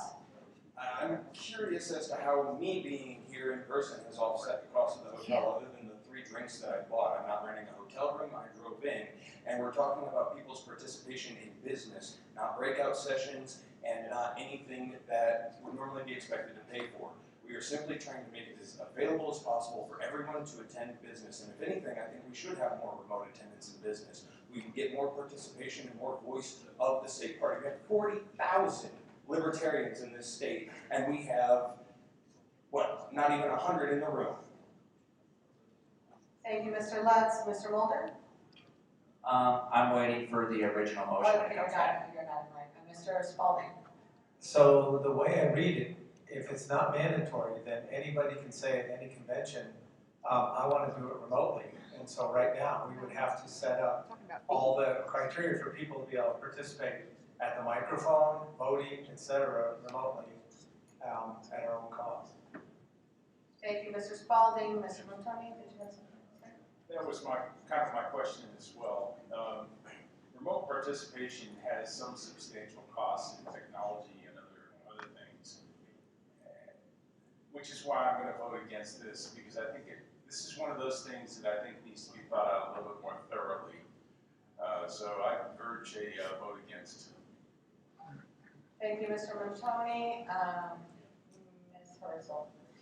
I just wanted to say that earlier in this, and I can't show the whole thing all at once because it's like 3 pages, but it lays out how remote attendance is provided for, and it's decided ahead of time by the board, so that's not a conflict. Thank you, Ms. Herzl. Any further discussion? We proceed to a vote on the amendment to the motion. All in favor of amending the motion to exclude the word mandatory, please say aye. Aye. Any opposed? Nay. Nays have it. Division. Division? Ms. Harlow's called the amendment. You're getting comfortable there, Mark. I couldn't let you get away with that. We're making you earn your money, Mark. All in favor, raise your hands. 3, Removing the four, word five, mandatory six, to seven, become the amendment 8, to the main motion. 9, amendment. 10, 11, 12, 13, 14, 15, 16, 17, 18 yeses. The noes now, please raise your hand. One, 2, 3, 4, 5, 6, 7, 8, 9, 10, 11, 12, 13, 14, 15, 16, 17, 18, 19, 20, 21, 22, 23, 24, 25, 26, 27, 28, 29, 30, 31, 32, 33, 34, 35. The noes have it, the motion is, the amendment fails. We go back to the main motion. And if you want to speak on the main motion, go ahead, Mr. Mulder. I would like to, switching hats back again to county chair. In Arapahoe County, we allow for remote participation in our conventions. We even had a remote participant participate in our convention just a couple of weeks ago. So as far as acts of God, like lightning, fire, whatever, the building doesn't exist anymore. Thanos snapped his fingers and said, I'm inevitable. We can be prepared because that's been a reoccurring theme throughout this convention. Be prepared for emergencies. I'm glad I'm recording this because I have a feeling in 4 years when the board charges some outrageous floor fee for remote participation, I'm going to go, ha. Mr. Mulder, Mr. Seebeck. Yes, this is actually a solution in search of a problem. Remote participation already exists. It doesn't specify how that remote participation is to be done, whether it's a location of a group of people or individuals calling in on a Zoom meeting or a GoTo meeting. As far as the call to convention to address those things, it just depends on how you word the call to convention. That is left open-ended, both under minor party law and under our bylaws. So if we want to put in the call to convention that we will accommodate for remote or possibly rescheduling, as we had to do initially from Glenwood Springs last year because of all the crazy, we can do that already. There's no reason to do this. Thank you, Mr. Seebeck. Mr. Heyman. So I just wanted to talk a little bit about the committee. The committee, I don't know if Betty Rose mentioned it or not, but we used a consensus building approach when we were coming up with everything. So basically we worked on everything and we didn't vote until we were ready to vote on everything. And this was one of the ones that in the beginning, I wasn't sure that we would actually come to a consensus on it, but we worked a lot on this proposal to make it what it is. So I think the proposal stands for itself. It's an amazing proposal, and it's something that we absolutely have to do. Thank you, Mr. Heyman. I'd like to call a question. Question is called. Is there a second? Any opposed to calling the question? Yes. All in favor of calling the question, say aye. Aye. Question's called. You move to vote. You need to know. Oh, no, okay. Go for it. I'll oppose, I asked for the opposed first, sorry. No. No.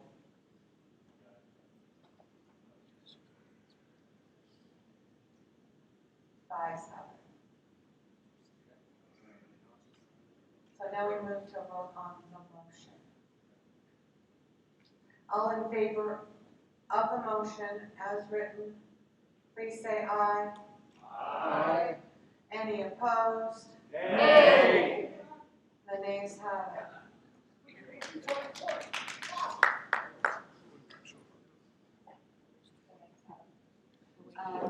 Just admitted that they didn't follow the rules. I love it.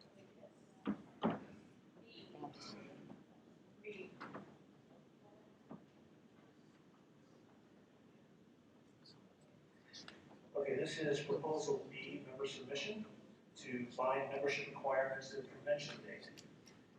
Currently, as we have ordered in the constitutional bylaws, there is a 90-day requirement to be a delegate and a 150-day requirement to be a candidate. However,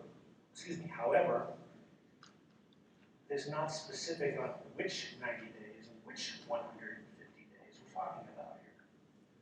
You could have someone who has been absent from the party for a long period of time, but they were a member who was for the 90 days or 150 a long time ago, waltz in at the last minute, they'd be eligible. That's a loophole that needs to be addressed. This situation occurred in California when I was out there several years ago. We closed that loophole there with the same way we're proposing to do it here. The proposal itself is very simple. We're adding the word "the" in two places within documents. The first location is Article 7, Annual Convention, Section 4. We put the "the" right in front of 90 days. And for the other part, Article 9, Section 4, we put the "the" right in front of 150 days. So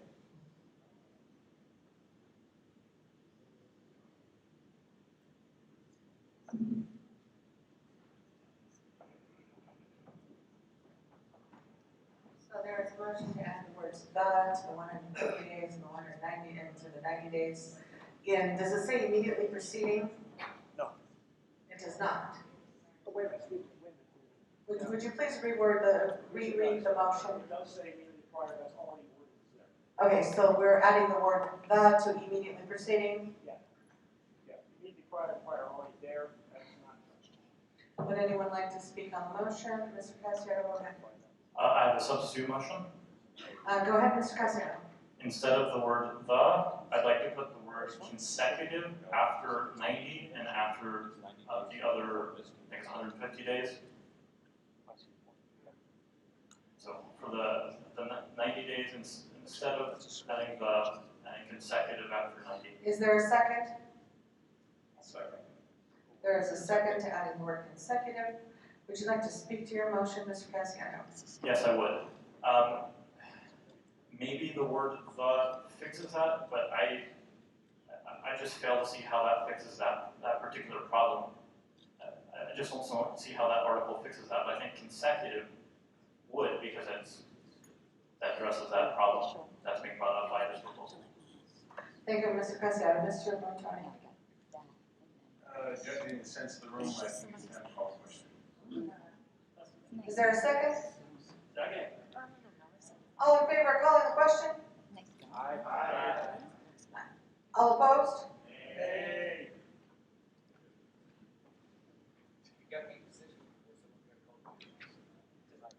Call the question. All the question passes. We'll go now to the vote on the amendment. To see if we accept the amendment to the motion. All in favor of amending the motion to the words consecutive rather than "the," please say aye. Aye. Any opposed? Nay. The nays have it. We go back to the main motion that goes back to "the." Any discussion on the main motion? Mr. Lutz, go ahead. Madam Chair, I move to amend. I'm gonna give her a second to. Okay, so my amendment is to basically bring the articles in line with each other. In section 4 here of Article 7, we have business section of a convention. I believe that this could create a loophole that someone could argue any convention that they were the 150 or 90 days in front of. And if you look further down in the other article that we're changing, it says the convention instead of a convention. So I move to amend A to V for consistency and to close that loophole. Thank you, Mr. Lutz. Is there a second to the amendment? Is all in favor? Or is there any discussion, really?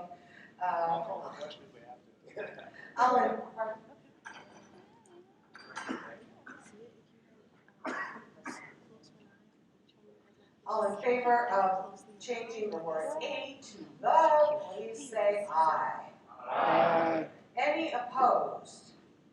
Hearing none, the amendment passes. So now the new motion is, as seen on the projector, we have the word "the" rather than "a," and is there any further discussion on the motion as amended? Hearing nothing, we will move to a vote. All in favor of the amended motion, say aye. Aye. Any opposed? The motion passes.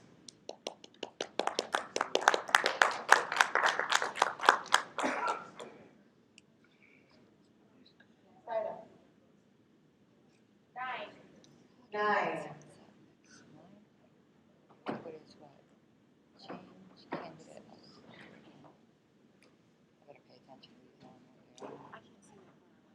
This is a vote to change the candidate eligibility. Secretary of State's office says that our candidates have to be members from January 1st, which is a hard deadline, and it's easy to figure out. We say 150 days, but there are a lot of people here that would not qualify to run as a candidate this time because you didn't register to vote as a Libertarian in October. The committee would like to change that to, number one, a hard deadline so that it's easy not to miss, and number two, our bylaws probably should be more restrictive. We're Libertarians. Our bylaws should not be more restrictive than the state. I think this was put in to stop a takeover. I find that that's interesting. And last cycle, Alan, can you tell us how many candidates we lost because of the 150 days? About 4 or 5. So we lost 4 or 5 decent candidates last time. And if you guys didn't register last October and this was a candidate year, you would not be allowed to run.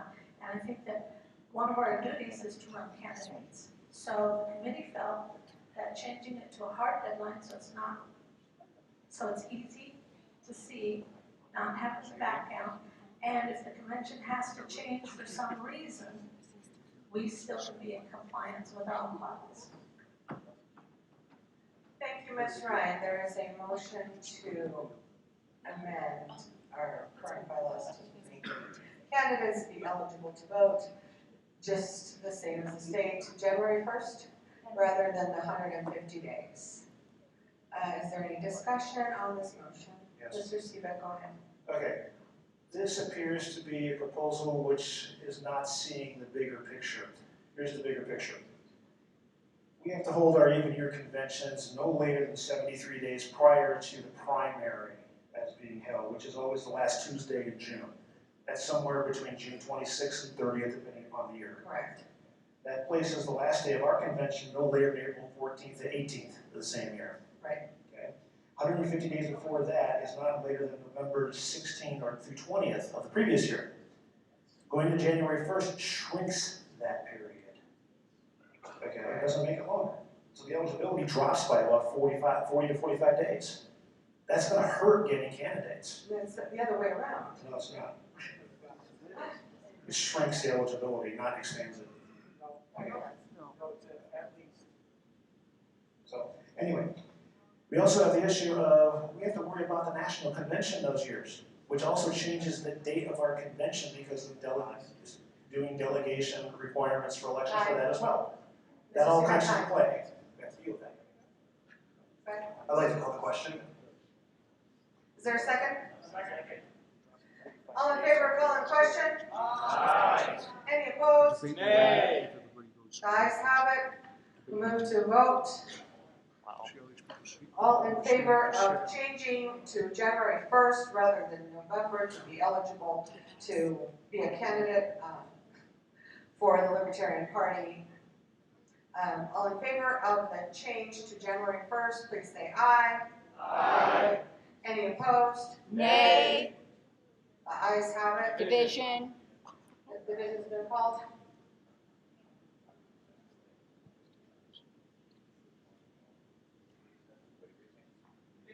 You may as well not sit down here. That's all right. Mark, by the way, on the live stream it says excellent parliamentarian. Our bylaws address the April elections for like localities. Madam Chair, do you want to call, the division was called, any hands up? Yes, hands up please. All in favor? 1, 2, 3, 4, 5, 6, 7, 8, 9, 10, 11, 12,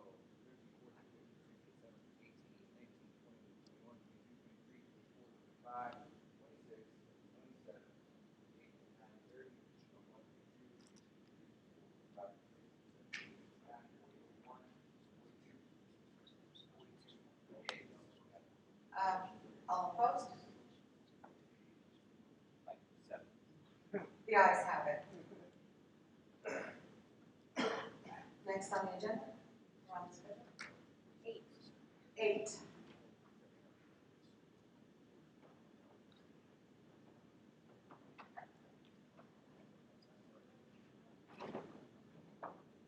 Madam Chair.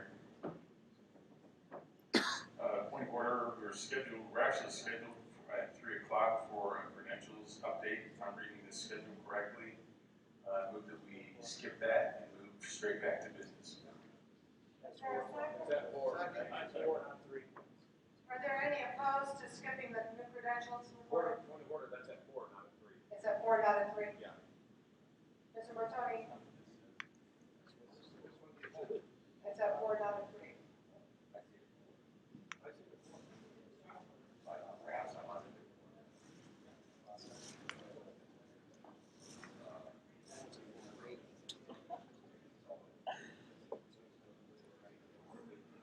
We're good. We're good, let's continue. Supposedly, this addresses the issue that we had this past cycle and that could come up again in the future. It's a simple fix. In 2020, the state waived the 73 days requirements for convention, not for nominated candidates, which we still would have had to do remotely. But we could not have convention because we didn't meet the 73 days requirement within our bylaws. So this allows the party to adapt to what the state law requires on the fly in case something like this happens again. And again, I know these are far and few between, but it's always a possibility as we have seen, and it doesn't hurt our bylaws to allow us to waive as the state has waived it.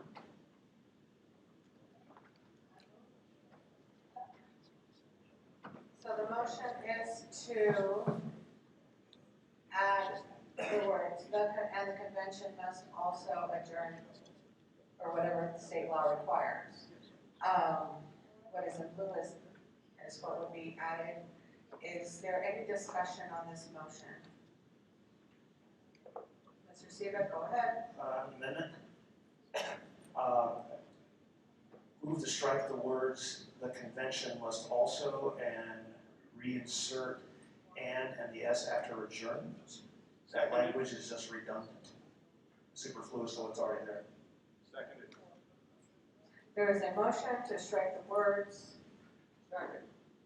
And it's been seconded, and is there any discussion on striking those words that Mr. Seaver saw as redundant?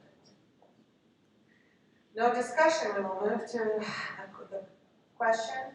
All in favor of striking those words, please say aye. Aye. Any opposed? The ayes have it. We will continue on with the amended motion. And is there any discussion on the motion as amended? Did you get it? All right. Mr. Bennett, go ahead. I'm a little rankled by this, or whatever state law requires thing. Some years back, not quite as far back as the previous century, we actually had some trouble mounting a sheriff's candidate in Arapahoe County because state law required 180 days instead of the shorter interval our party bylaws did. And I'm not sure we should give the government the opening to pull that kind of stuff again by having that language in there. Thank you, Mr. Rothwich. Motion to, are you wanting to make an amendment to the amendment? yes, please. What would you like to make the amendment to the amended motion? Sorry, would you like to make an amendment to the motion? Remove any concessions to this state law. So that you would just move to strike the whole motion because that is the motion. You just vote down. You would just simply vote it down. That's the motion. Thank you, Mr. Rothwich. Go ahead, Mr. Lutz. I would like to say these 5 words solve so many potential problems. I know we as libertarians don't like to give any leeway to the state government, but we do have to abide by certain laws in order to continue to exist as a party. And what this little proviso does is it does give the board the leeway when those kind of things change and we can't exactly get it out to the body when it's needed. I am very much in favor of this. Thank you, Mr. Lutz. Mr. Heyman? So I probably should have spoken on that first one. It was a run-on sentence, and we moved it back to be a run-on sentence. But I'm still in favor of it. I think this solves a very important problem. I think the run-on sentence thing can probably fix itself. Yeah. Thank you, Mr. Heyman. Any further discussion? Let's go to a vote. I see that people have left and come in. I'm not sure that we need to do another quorum count. Pardon? We have quorum. Call for a quorum. Has been called. Love you. Sorry. All right. Is there any doubt we have quorum in this room? That's No, I want to know the number of people But what? there. That's not what quorum call 3, 4, is, 5, though. 6, 7, 8, 9, 10, 11, 12, 13, 14, 15, 16, 17, 18, 19, 20, 21, 22, 25, 30,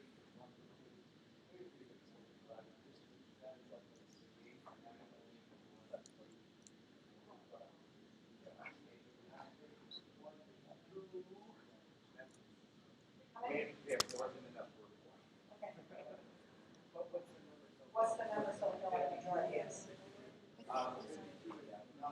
52? Okay. 27 is the majority. 35 is two-thirds. All right, thank you.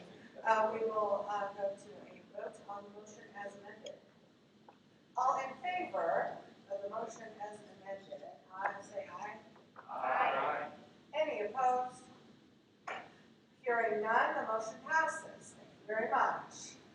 Next, Mr. Seaver. J.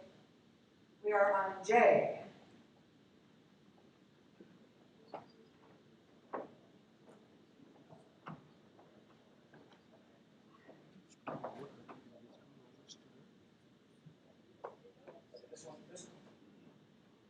This one got a little bit complicated because of the previous number 9 that passed. So what I will do is I will state it as originally worded, and then I'm going to offer an immediate amendment to conform to the previous one that passed. Please bear with me here.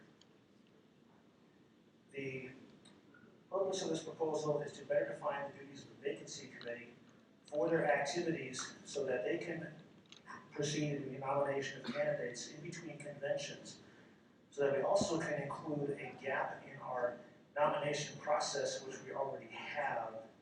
This closes this gap so we can actually run recall candidates, because we can't do that right now, really. So this will clarify the duties of the vacancy committee and open up that ability so we actually can run more candidates. So, the proposal as originally written. Hey, Nick, I'm answering your question.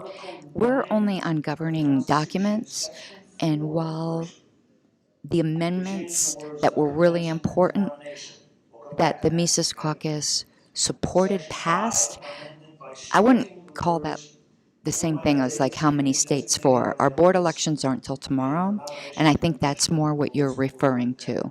So we'll know more of that, but there definitely has been victory on the bylaws and platform committee fronts. Hope that pants. 6, okay, which moves some of those pieces down. Candidates may be nominated by a vacancy committee designated by the delegates, which is the same as we have now. One board or its designee shall serve as the committee unless the delegates of the convention direct otherwise, which is also what we have now. 2, the vacancy committee shall operate between the conventions and shall vet candidates as needed. That's the new duty. 3, candidates nominated by the vacancy committee shall sign a statement that they support the statement of principles of the national party and a statement disavowing diffuse force, which parallels nominations from the floor. Now, that's the original. I need to make a motion to amend this.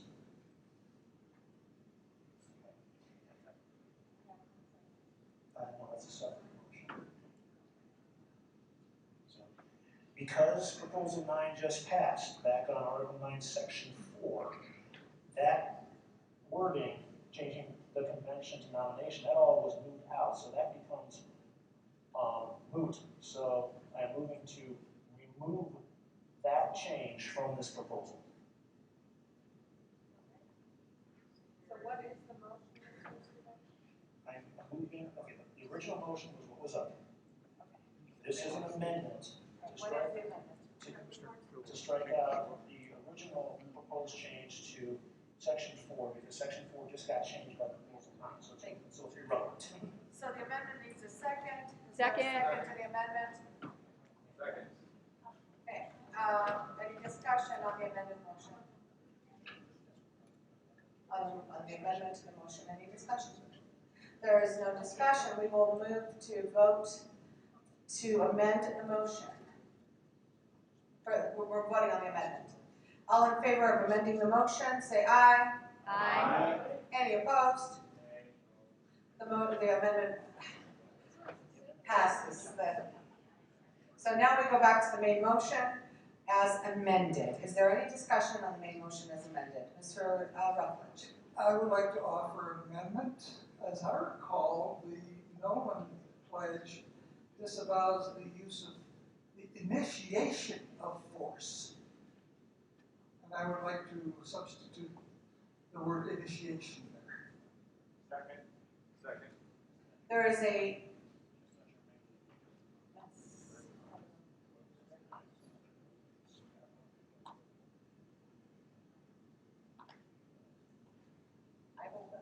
Mr. Parler? Yes.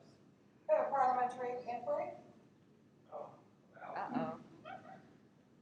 Mr. Seebeck is arguing that adding the words initiation instead of use is not germane to the motion. I believe it is. That is your call. Make that call if you wish. So, I think it. I cannot make a motion. The body's business. The body. What is the?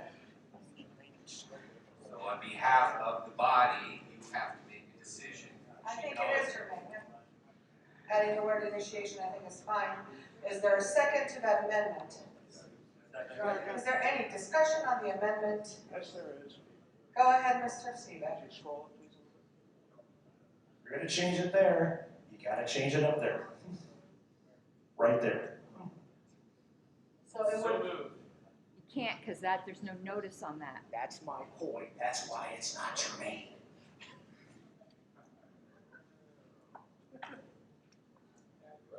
It is an amendment to a motion that was proposed to change the word initiation to use. I didn't move that. He didn't, he always said you would have to. Right. Well, I guess you detected a flaw in the bylaws, so correct it next time. It was a scoping issue. It's not true.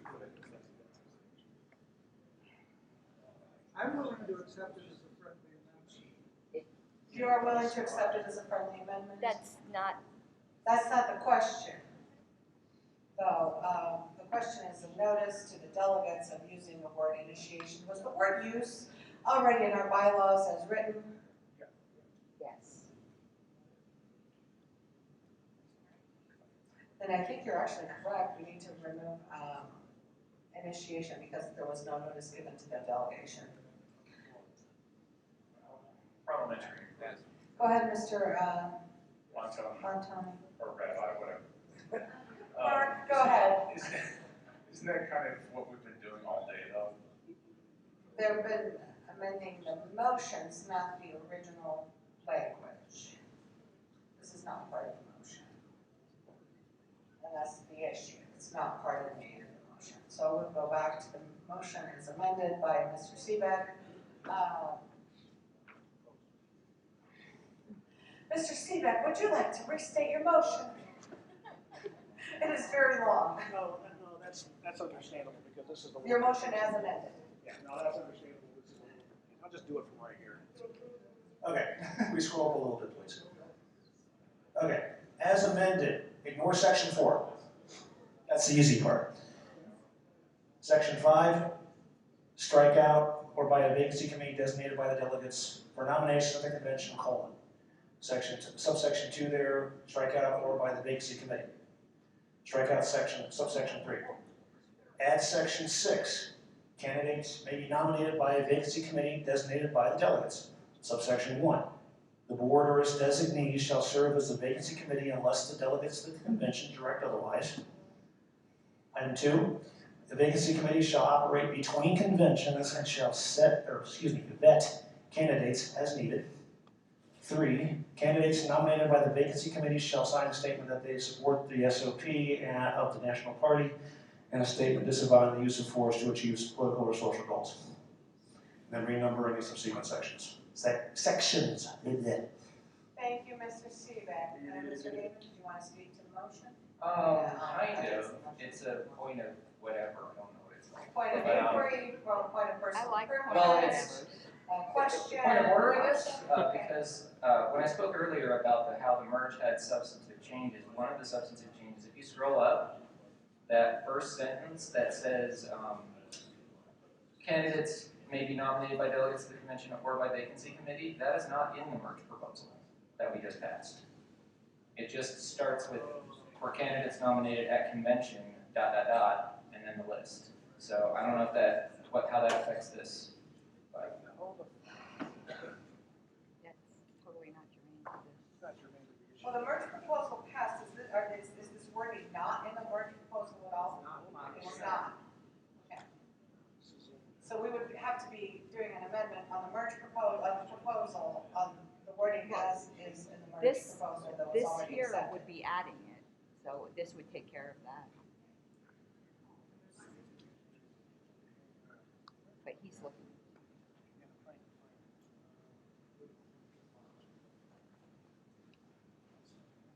Well, the merge proposal passed, so we have to, whatever the merged document says is what we would be amending. What does the merged document say? Hold on, working on it. I'm sorry. Answer 2 questions at once. You're there with I have it somewhere. I got it. Would you scroll up just here, please? Oh, right there. That's what I need to see. Oh, Section.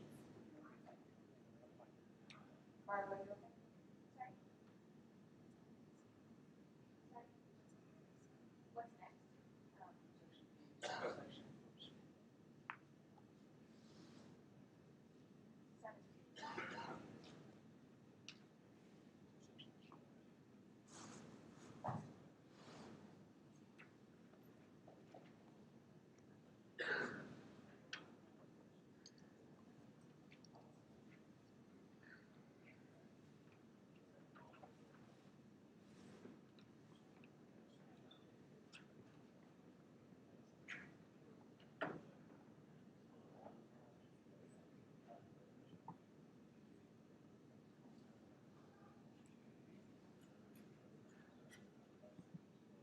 that even know germane to what's going on right now? If this passes, it doesn't matter. If it Right, doesn't that's- pass- If it doesn't pass, then it does matter.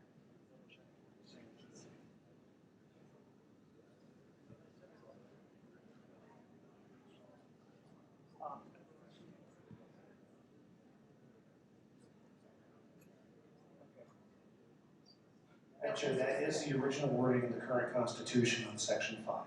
Okay, and what is the wording on the merged document that passed this morning? That is the question. Because we would be amending the merged document that passed this morning. Right. I'm looking that up as well, so whoever finds it first.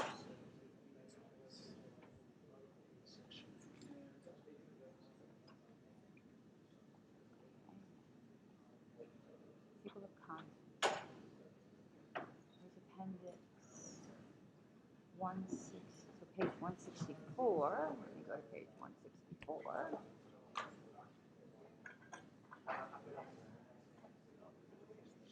Oh no, that's the outline. I have it.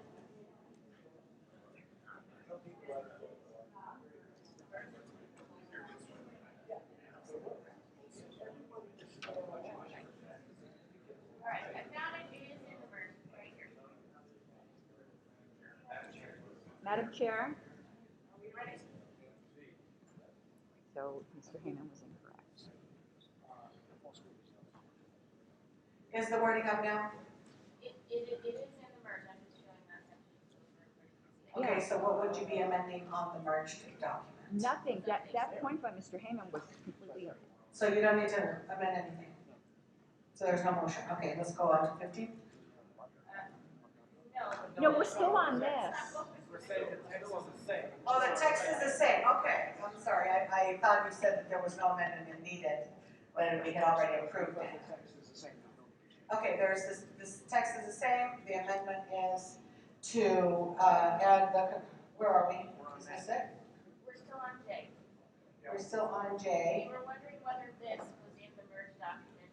It is, so it's being stricken. Still needs to be there. So striking those words from the merged document, the merged document has the same verbiage as the other one, so the motion is valid and it is appropriate. So is there any further discussion on the motion? As amended by Mr. Seabeck? Without hearing any further discussion, we will go to a vote. All in favor of the amended, the motion as amended? Aye. Any opposed? The motion passes. 15.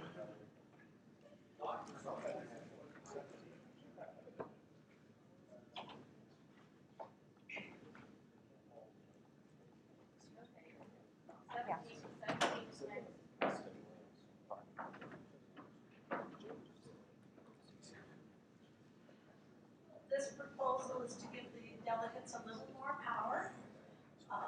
Currently, if NOTA wins when we vote for candidate, then there is just no candidate. However, maybe they don't like the candidates that are put forth, and we might be able to find a candidate that's better. This does not give unending NOTA votes. All it does is add one more layer. It says with only one round of balloting, delegates might be forced, or not forced, but at least inclined to vote for a less than qualified candidate rather than run no one at all. If there's a second round of voting, at least we have a chance to put forth another candidate that might be what the delegates want. At National, it had a never-ending run of NOTA for national chair. I was there that day, yes. But this doesn't allow that. It allows one extra go at the apple, so to speak, that people might look around and somebody say, well, I'll run, and then we can add a second round of voting.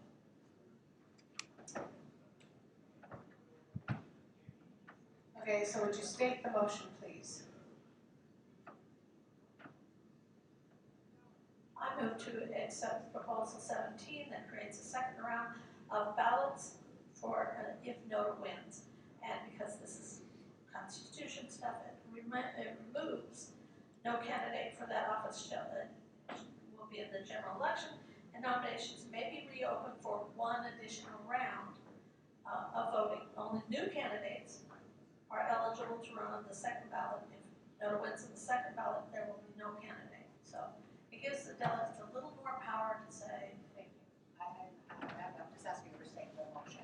Thank you very much. So the motion as restated is that you strike the words, "The party shall put forth no candidate for that office in the general election," and insert, "Nominations may be reopened for one additional round of voting. Only new candidates are eligible to run on the additional ballot. If NODA wins on the second ballot, there will be no candidate for that race." Is there anyone, any discussion? You're speaking in favor? I have a point of information. Go ahead. Okay, let's say that we pass this. We have this ballot go down and nobody gets a majority, no candidate or NODA, and we have multiple candidates that get above the 30% threshold, which would put it to a primary. How does this deal with that? Thank you, Mr. Seebeck. I don't see how it would deal with it, or how the previous one would either. The previous one didn't deal with it either. Mr. Montoni? Normally being the speaker for NODA, I guess I have a personal stake in this, or maybe not.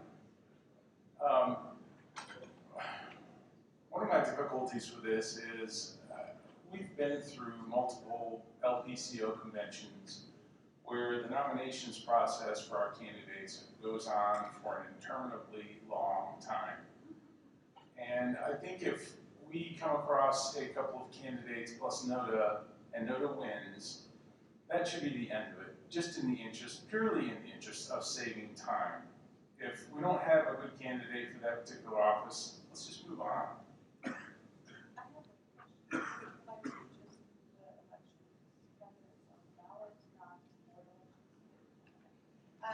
Mr. Heyman, then Mr. Lutz. I'm very sad that I'm on the opposite side of this from the rabbi because he gives the best notice speeches.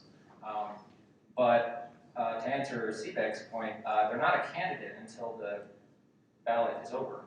So if there's no candidate, there's no primary, and if they become a candidate, they become a candidate.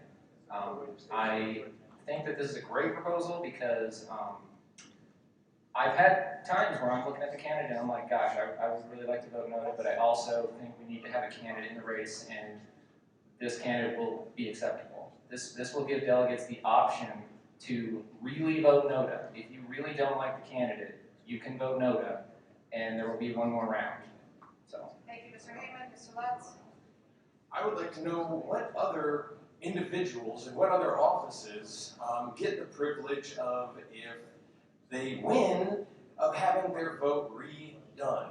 Okay, we do the vote. If NODA wins, NODA wins. That is one of the things I love about this party, is that we can put nobody up because we don't think anybody is good enough for that job. And if we start backtracking on that and shooting ourselves in the foot, this is an expression of our principles. If we start compromising on the expressions of our principles, then we start to compromise on our principles. Thank you, Mr. Lutz. Mr. Spalding. I have a question for Rose Ryan.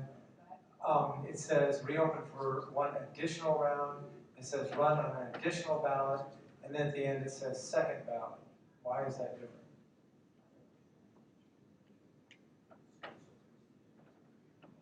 The second ballot is when it's reopened. It refers to when the race is reopened. If NODA wins, correct me if I'm wrong, if NODA wins, it has to get 50% or more, correct? Why does it get 50%? And NODA win with a plurality is the question. Does it have to have a majority? Okay, if it has to have a majority to win, then this is moot. But if it's the top vote getter, that's not 50%. So, here's why. For those of you in the room who weren't here for 2000, I'm sorry. I'm sorry. I apologize. Let me get that. Okay, go ahead, Mr. Johnson. Thank Thank you and my apologies. So for those of you who weren't here for 2004, we had a very contentious race for both governor and for Senate. And we basically had to hold our nose and take someone because otherwise the seats would be empty. If we had a candidate, it's this candidate and NODA, and the candidate appears to be great. And the day before the convention, he gets arrested for raping a 12-year-old. We can't put another candidate in. No way we're voting for him. We vote for NODA. This allows us then to go, jerk's out, we can run one more and we can put a candidate in. So the entire body wants a candidate, just not this guy. This allows us to do that. Otherwise we're stuck and it has to be, and we can't fill it with vacancy if NODA wins. If NODA wins, we have a candidate called NODA. So it's not as if that person dropped out. This allows us to put a candidate in a case similar to that. Thank you, Mr. Johnson. Mr. Heyman, you've already spoken to it, so I'm going to wait till everybody else has a chance. I've spoken to it as well. Yeah, You have to? Okay, then go ahead, Mr. Lutz and Mr. Heyman. I believe that this would happen before we would be looking at refilling up necessarily a position, and then the vacancy committee could also look at refilling that position. Legally, they cannot. They cannot? They cannot. Not if NODA? Not if NODA. Okay, I stand corrected, thank you. I just wanted to respond to the point that Daniel made about if a candidate loses, they should that should be the vote.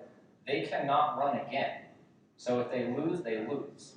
So this doesn't affect that. Like if you have a candidate that's unpopular and loses to NODA, they cannot run again. And I can see a situation where candidates are unlikable, but nobody really knows just how unlikable they are, and they both lose to NODA, and now we have no candidate. So. Yes, Mr. Lutz, go ahead. Would you come to the microphone, though? Yes, absolutely. And then we will hear from Mr. Seaback. My brief rebuttal to that is, why does someone, including NODA, have to win an election twice? Thank you, Mr. Lutz. Mr. Seaback. Okay, again, the state law says that if we have candidates in a contested race and they hit 30% of our delegates' votes, they qualify for a partisan primary. Correct. If we have candidates who are meeting that threshold, we have two of them, for example, but NODA outpaces them, and we have NODA winning by plurality, but those two qualify for a primary. How do we address that? That's a problem, and they'll have a legitimate complaint. That's true either way. That is true either way, with or without the amendment. I don't think it is. Yes.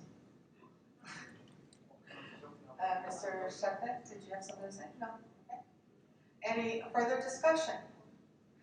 No further discussion. We move to a vote. All in favor of adding a second round if NODA were to win, say aye. Aye. All opposed? Nay. Sounds like the nays have it. Division's been called. All in favor, please raise your hand. Oh, shit. I guess the vote is the name. 1, 2, 3, 4, 5, 6, 7, 8, 9, 10, 11, 12, 14, 15, 16, 17, 18, 20, 21, 22, 23, 24, 25, 6, 7, How many? 37. 37. All opposed? The ayes have it. I think we're grasping the straws. Yep, the ayes have it. The motion passes. Next. 10.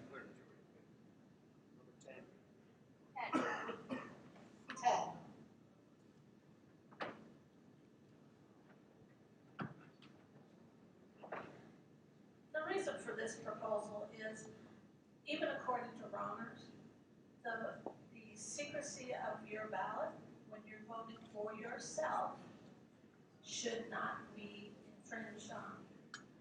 Our bylaws require be signed ballots when we're voting for the national delegate.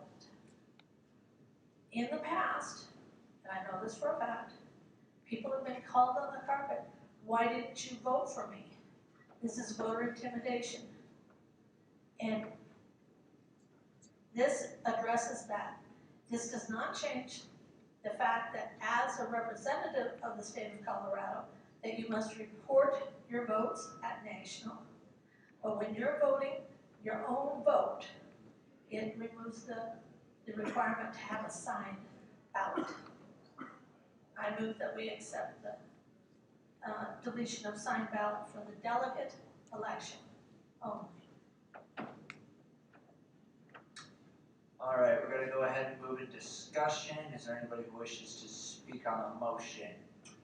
Microphone 2. I'm going to speak against this. I'll tell you a little story. When I was at the National Convention for the Virginia Party, it was the 2004 convention, I'm not sure.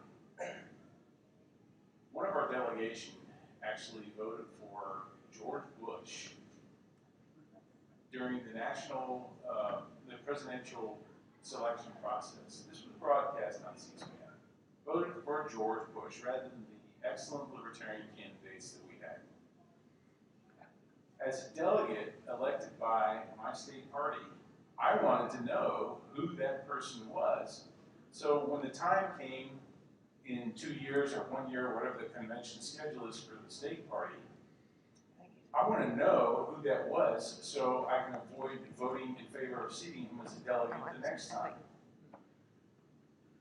Likewise, we're called delegates. We actually represent our county parties. We represent the folks back home. When we attend these conventions, we have a responsibility to those folks in our local committees and our fellows in the state party and whatnot, to be transparent and above board about those we vote for positions in the state party or for candidate positions. I think it's just I think it's a good policy to have full transparency, and I urge a vote against this. Microphone 1. At a previous convention afterwards, when the delegates were selected, a lot of pressure was put on me to give the names of who voted for which delegates so that they could be contacted. I don't think that's appropriate. Microphone 2. I believe that especially our board and any of our elected officials have a duty to be transparent and to defend their choices. If they have a good reason behind their choice, they can defend that with reason, and they shouldn't have to fear repercussion. Quite frankly, if voter intimidation is going on in this party, we have the non-aggression principle. That is aggression, and that needs to be addressed for what it is. Don't try and hide the ability for people to intimidate or the people who want to intimidate. Put them out in the open, put them on blast, and tell them they're not welcome in the party. It's that simple. I believe that this would be a great violation of transparency and would allow board members to start making decisions based upon personal feeling rather than well-reasoned argument. All right, microphone 1. Okay, this proposal has nothing to do with being at national. I believe when you are at national, your vote should be recorded so that people know how you voted at national. This is about when you're here today, your county did not elect you to come here. You're here on your own.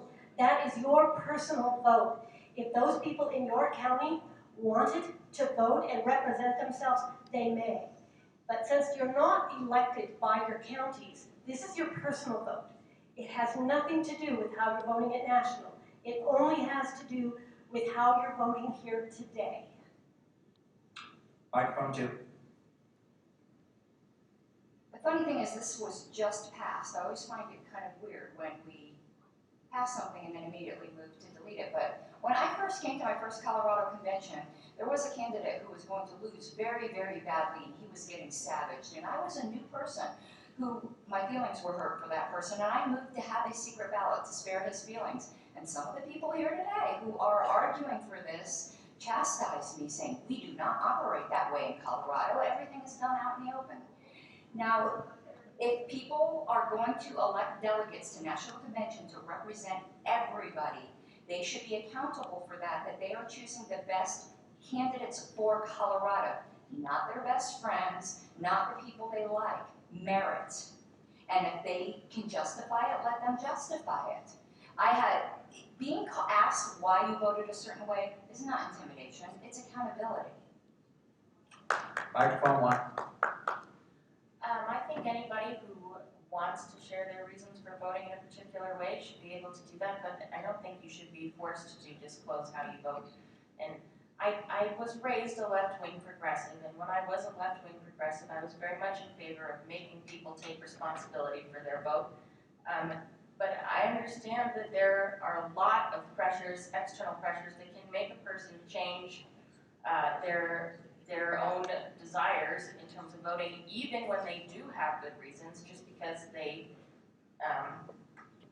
don't like being put on the spot, or they can't think clearly when they feel like they're under pressure like that. And I think it's not fair to make people vote publicly when they are representing themselves. When they are elected by somebody else and they're representing those people, that's a different story. That's just my feeling on it. Microphone 2. Okay, first of all, there is no prohibition on county affiliates from selecting or electing delegates for their county to this convention. They have that ability if they choose to exercise it. If that is the case, then yes, those delegates are representing the membership of that affiliate. Therefore, the idea of transparency here for those purposes does come into play. The idea behind the idea of voter intimidation, as Ms. Harlow's pointed out, is nonsense. The reality of it is that if we are voting for our representatives to the national convention, we better have a damn good reason why we voted for those people other than just being friends. And we better be prepared to defend those actions and justify them, rather than just, oh, I like that person. We have an obligation to our membership to send our best and our brightest. All right, we've got a pro from the stage. Sorry, I just wanted to point out that the first couple of speakers was talking about votes at national, and as Michelle pointed out, this is your individual vote. I also want to address the county sending affiliates. Doesn't matter if the county sends delegates to the convention. Our bylaws say anyone, no matter what the county does, is allowed to vote here. And it is your personal vote. And it's no different than any other vote. And Ronner, which is quoted quite a bit at us, actually says that your right to a secret ballot should not be infringed. All right, opposition, microphone 2. There are provisions, I believe, in the bylaws that allow for restrictions. They have to be published ahead of time, but there could be. So today, as far as I understand, pretty much anyone who wants to be here and is, they meet the requirements can be a delegate. That's not necessarily the case in the future. So while today it's relatively, any individual can come, that is not necessarily the case for future conventions. So I'd like to keep that in mind in response to some of the comments about us being here individually. All right, favor, microphone 1. So, I just want to know if, what if we apply this logic to the general election? Should people be held accountable if they vote for Trump or Biden or whoever? Maybe you feel that way, but as Margot pointed out, it should be up to the voter. We have secret ballots for a reason. When you go into the voting booth, it's an actual booth. It's done to prevent vote buying and a whole bunch of other things. And this is a subversion of members' rights. As Betty Rose just said, a call for a secret ballot should always be in order. This was originally sold as transparency, pro-transparency, and I feel like maybe it was passed because that's kind of like a buzzword for libertarians. Like, oh, transparency, that's good, right? Except it's your vote. So every member should have a right to call for a secret ballot. That just seems to me a common sense, pro-integrity. So, support this. Microphone 2. I'm for transparency. If you haven't noticed, the Democratic and Republican parties have no transparency, and that's why they're so dirty. We want to be a clean party, not a dirty party. And let's not forget that Stalin said it doesn't matter how you vote, it matters who counts the votes. All right. Anyone else wishing to speak in favor? I think I saw someone online. Yeah. Yeah, whenever you're ready. Microphone 1. Anyone else in favor before we let Marco go again? Marco, go ahead. All right. One, if an affiliate wants to elect their delegates to the state convention, they can also have a provision in their own affiliate bylaws requiring those delegates to disclose their votes to the affiliates. That's number 1, to Mike Seebeck, so I know he was listening. Number 2, also at you, Mike. You keep saying that it's not valid to vote for someone because they're your friend. I would say it's not valid for you to decide on the validity of someone's motives in voting.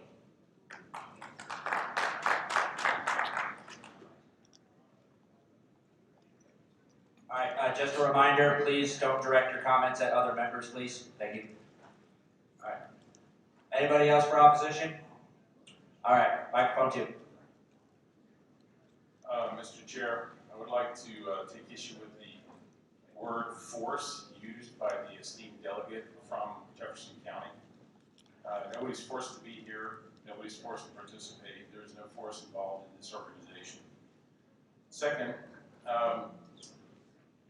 while we currently do not require our county parties to elect delegates to the state convention, we do still call them, or call us, delegates. That implies something. And I want that implication to be recognized. Therefore, if we're delegates in this assembly, our actions in this assembly should be subject to transparency. Regarding the comment about would you want your vote for Trump or Biden, would you want to be held responsible for that? Yeah. You should have the ability to sue those people who go into the voting booth to steal from you. All right, speaking in favor, microphone 1. I call the question. All right, question has been called. Do we have a second? Second. All right, second. All in favor of calling the question and ending discussion, please say aye. Aye. All those opposed, please say nay. Nay. I think the ayes got it. So we will stop with the discussion and move into voting. This is to strike out by submitting a signed ballot prepared by the board for this purpose. If you are in favor of striking this out, please say aye. Aye. If you are opposed, please say nay. Nay. I think that's a little even. I think that's a little even. I'm going to go with hands. Sorry, folks. All right. If you are in favor, please raise your hand at this time, and the parliamentarian will count your vote. 1, 2, 3, 4, 5, 6, 7, 8, 9, 10, 11, 12 in favor. Oh, 13, 14. All right, excellent. And if you are opposed, please raise your hand at this time. There we go.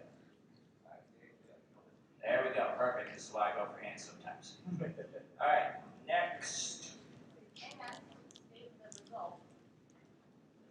You have to state Oh, that did not pass. Sorry. Next. All right, we've got what appears to be. All right, we've got proposal H.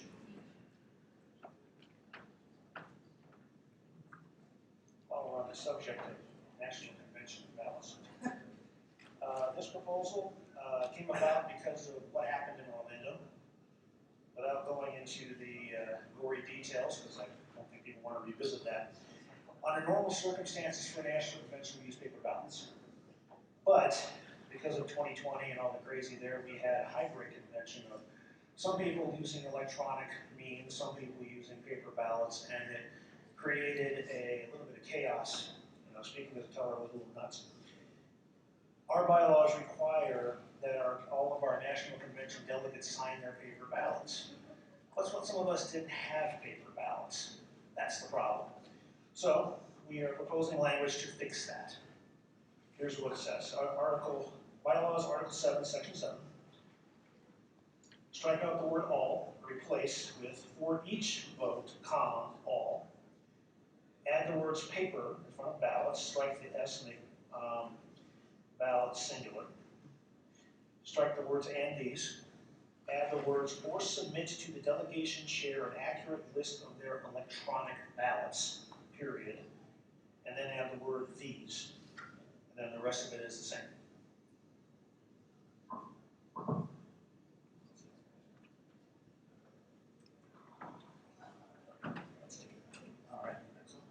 All right, so I've got the agenda here, and it looks like we have a break scheduled, and we will reconvene at 4 o'clock. So until then, we're on break for, starts at 4? Yeah. Okay. Never mind, as I was. All right, so we'll go ahead and move into discussion. All right, microphone, that is 1? Yeah, that is microphone 1.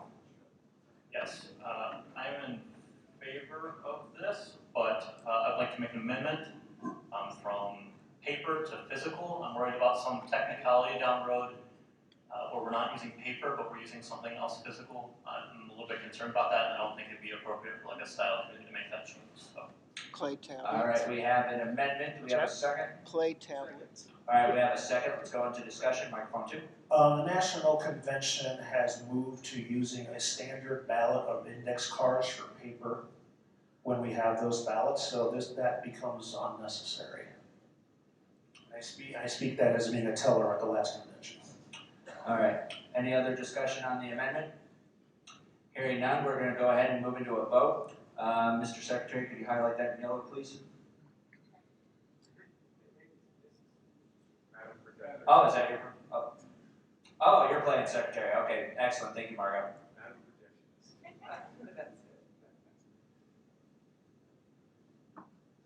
All right. So, if you are in favor of adding the portion that is highlighted in yellow, please say aye. Aye. If you are opposed, please say nay. Nay. Sounds like the ayes have it. All right. We are back to the original motion as written with the amendment included. For each vote, all National Convention delegates will sign their physical ballot or submit to the delegation chair an accurate list of their electronic ballots. These results will be compiled by the delegation chair in a post-National Convention report. Upon request within 30 days of the National Convention delegates, as they are able, shall also report how they voted on particular bylaws, convention rules, and platform changes. That is the motion as written. If you are in favor, please say aye. Aye. If you are opposed, please say no. Sounds like the ayes have it. And I think we'll probably be moving to hands because everyone's sounding pretty tired. All right, that passes. Next.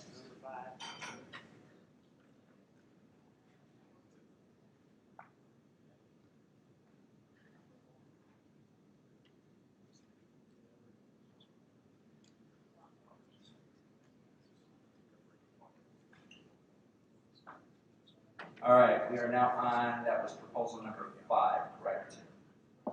Excuse me. Question? Point of information. How many more of these do we have left? Good question. I know we've got business till about 6, so we've got at least a few more. Anybody got that agenda on them? 17. We have these yet to do. Oh wait, sorry, there's more. About 16. So we're about halfway done. No, we're more than halfway. About 2/3. This is why we do this. All right. So let's go on with the next proposal, and that will be. Just a moment, folks. Proposal number 5. This is a motion to move vote by slate, the rule that prohibits vote by slate to the standing rules. The reason being is Ron is pretty specific that we shouldn't have in our bylaws things like process. And this is process, but more to the point is if we on the fly need to change the way that we vote at convention for whatever reason, we can't do it because of the bylaws. So, and I'm talking about procedure, I'm not talking about rules about who can vote or anything like that, but procedure. And this is one of the procedures where at the end of convention, we either don't vote or we vote by slate. And that is totally up to the delegates. So this takes this out of the hands of the bylaws, puts it directly in the hands of the delegates, which is where it should be.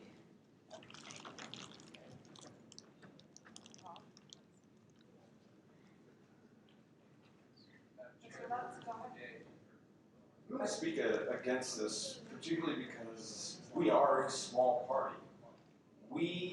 Every individual that we put out as a candidate, every individual that we put out as an outward-facing member of the Libertarian Party has so much more impact on our party than the other two big parties. They can easily brush it off and say, no, that was just one. Well, when we only have one, that's 100% of what we have. So we need to carefully consider every individual that we put up as a delegate, every individual that we put up as a candidate. I don't think we should be doing elections by slate in anything. And removing this and allowing elections by slate for delegates, I think is going to hamstring us. Yes, it's faster, but is it really better? Do we want to be faster or do we want to be better? Thank you, Mr. Lutz. Mr. Johnson. A single vote can stop that and has. Multiple times we have the entire body wants to vote on this entire group of people. We all want to do it, but because of this, we have to do it 1, then 2, then 3. You get the point. One person stands up and says, I want it separated, you separate. So if the entire body is all unanimous that we want this body of people to be elected, why can't we go to the bar? Why do we have to stay here? Thank you, Mr. Johnson. Mr. Seebeck. Just one quick point. This was put in 2019. We didn't use this last year because of all the Rona crap. And we never actually had a case where this has arisen one way or the other yet. Thank you, Mr. Seebeck. Any further discussion? We'll proceed to a vote. All in favor of the motion, please say aye. Aye. Any opposed?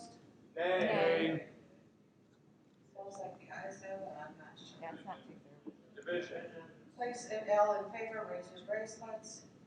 Could you repeat the motion, please? I believe that to strike this or keep it? To strike the words, no elections by slate shall be permitted.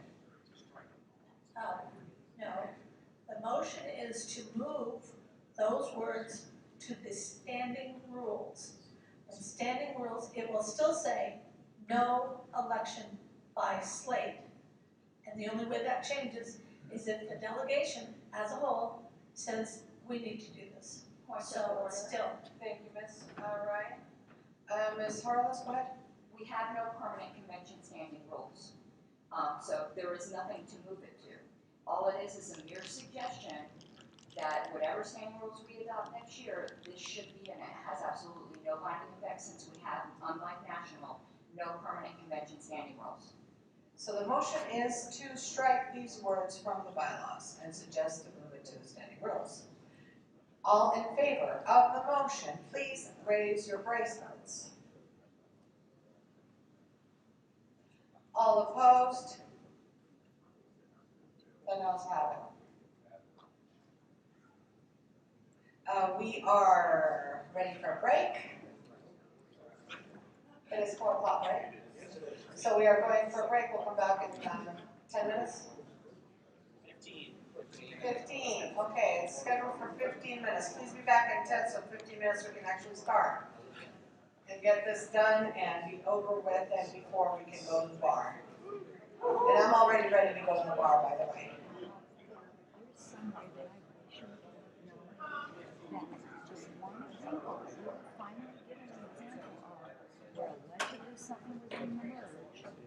It was in the merge. wish that would have been finally gave some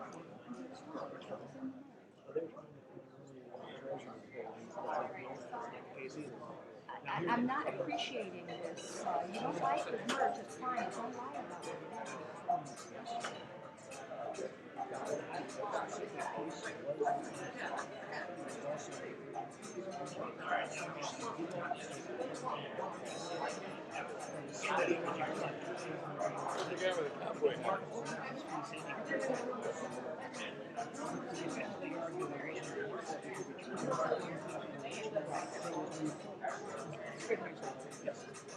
Gotcha. Okay, I understand.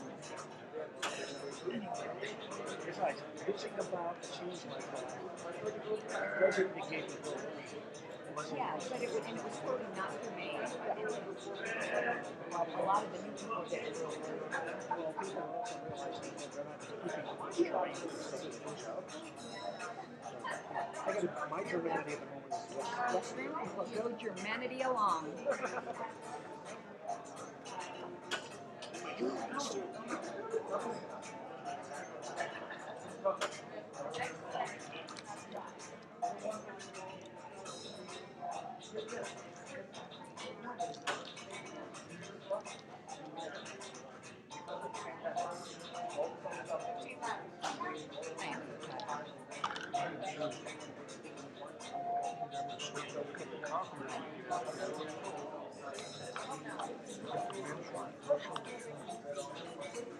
Are we going to be cool to drive home tonight?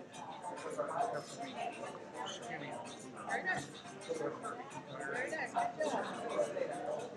Thank you for doing it. I bet. Yes, he's a delegate. I don't know where he is or what he looks like. Do you know what Judge Tech looks like? Yeah. I know he's here. Would you introduce John to him? I met him earlier, but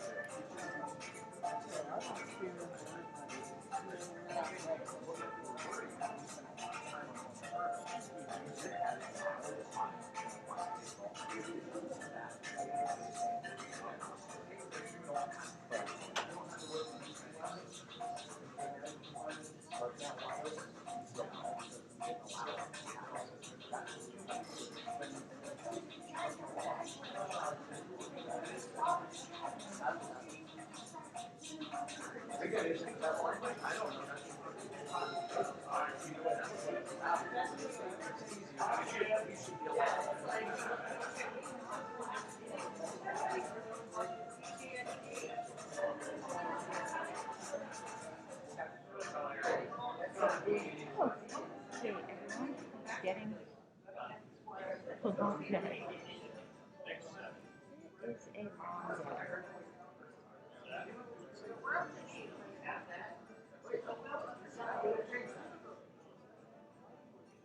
JG asked how the Mises Caucus is doing. There hasn't been any board elections. Those are tomorrow, which I think is mostly where they're focusing. But if we're going by Mises supported platform and bylaws proposals, we're doing excellent. All the really important ones that either needed to pass or fail have passed or failed. And what I would like to call the old guard, which is refuse to sit down with people to try to work things out ahead of time. I think we're regretting this at this point. And there was quite a bit of attempted ambushes on that side, and I can say that everything done by the members I've been working with, nothing was done by ambush. I don't believe in that. We gave advance notice of all of our proposals, offered to work with people. So, yeah, I'm really tired, so that's why I'm talking kind of disjointedly. It's a long day debating this stuff. But the most important, I'm sorry, it's not my voice, it's the microphone. Now I can do my Vanna White. The most important, say hi, Mike Seebeck. We're doing ASMR, bylaws, ASMR. So the most important things went the way we wanted. So far. But what's left that's super important? Well, The style manual thing? the style stuff, we got to kill the committees of convention part and the judicial committee are the big ones. But we want, right. Yeah. But the major stuff we won all the key battles. And most of them shouldn't have been battles. It should have been things that could have been sat down and worked out ahead of time, but one side was not willing. That we want to keep the regions. So, Yeah, one side was not willing, so. it's progressing. Pardon my loud touch. Yeah. No! Close the door! I'm kidding. I am so tired. Oh my God. And there's a party tonight. Hey, I almost went back down to the house to pick up those PC cards. There's QC cards, and decided not to. I said, I'm going to try to fix them first. Because if I showed up at the house at 2 o'clock in the morning, my wife would go, what the fuck are you doing here? She'd been like, are you robbing the place? Yeah, really. I said, no, I live here, damn it. Oof, I'm tired. Hopefully I won't need to do another manicure tonight. No, but it's lumpy.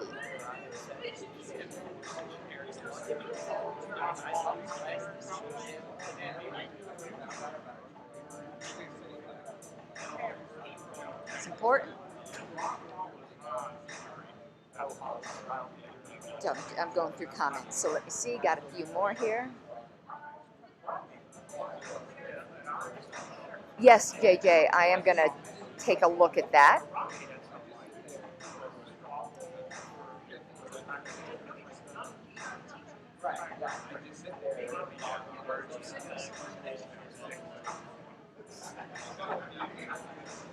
And no opportunity has arisen for me to try to find out what salty bitch was trying to censor me.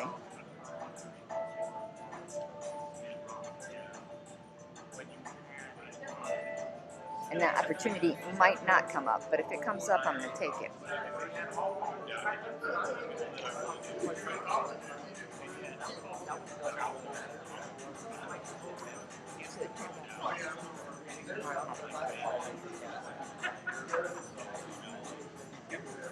Backed out, I guess. I don't know.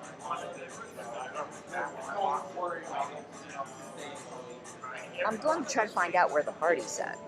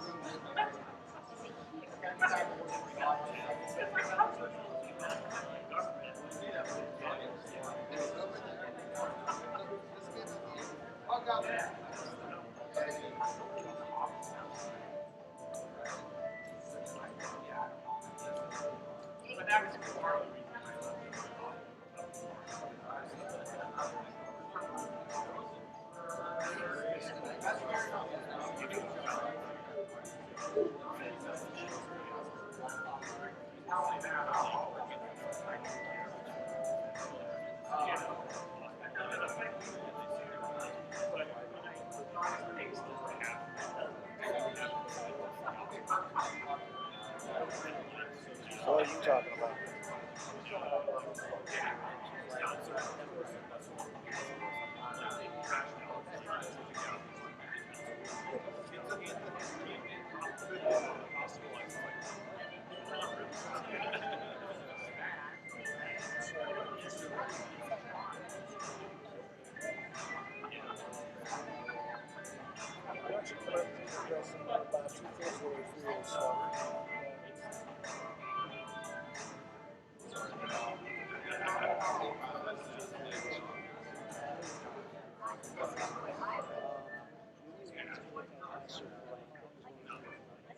Special convention hasn't been set properly. They changed the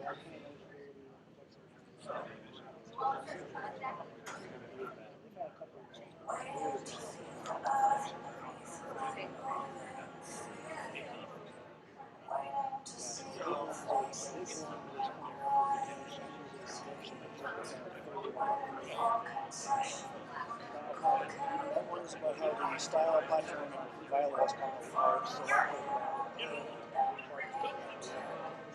That's major.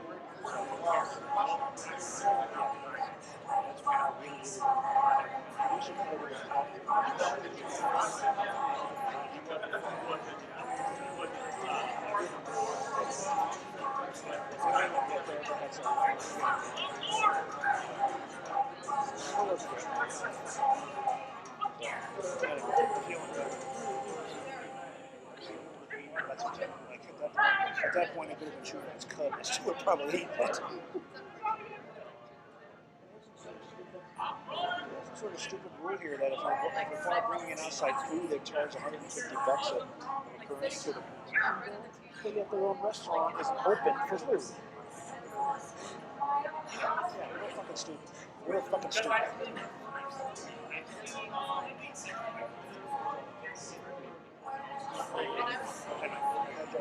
A couple of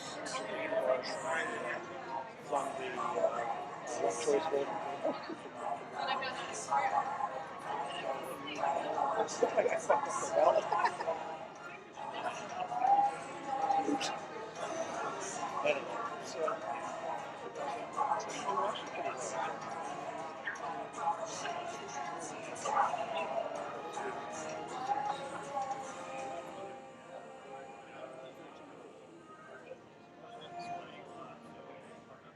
yeah, but these are also going to be more controversial.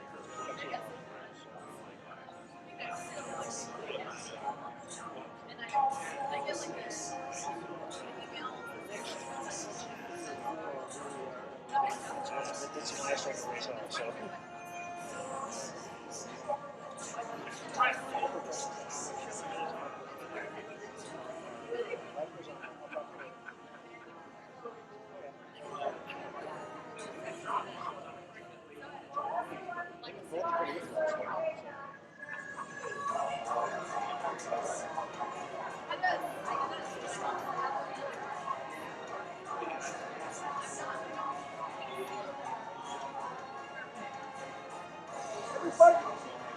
Everybody get in here, we're starting!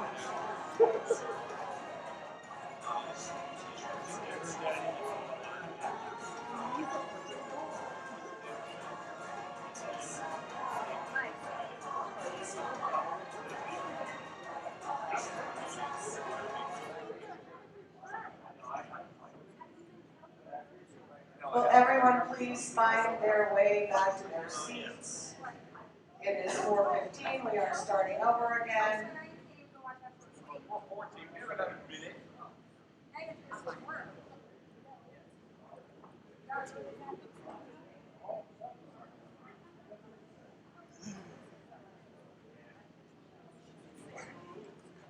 Credentials Committee update, please. The credentials update. Where is Margo? Oh, there she is.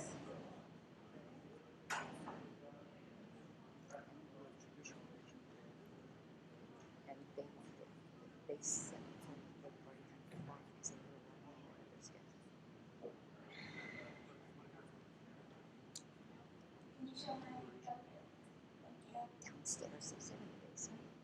So as of a couple minutes ago, we are at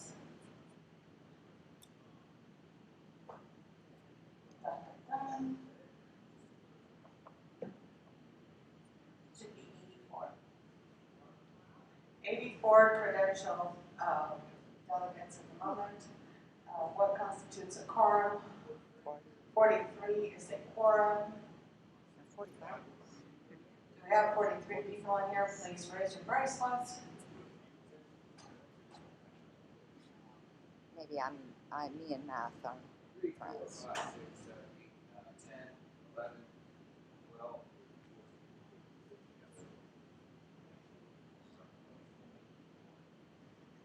Close to change.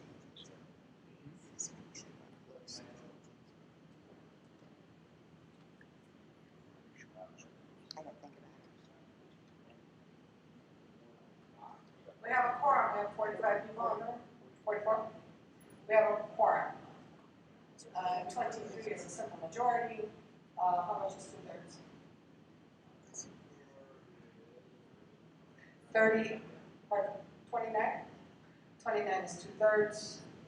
Mr. Sharpneck? Go I ahead. move to suspend the rules so that we can take up the final proposal, which is to establish a judicial committee. Second. There is a motion to suspend the rules, to take up the motion to adopt a judicial committee, so to go not in order, but to go to that motion next. It has been seconded. Is there any discussion?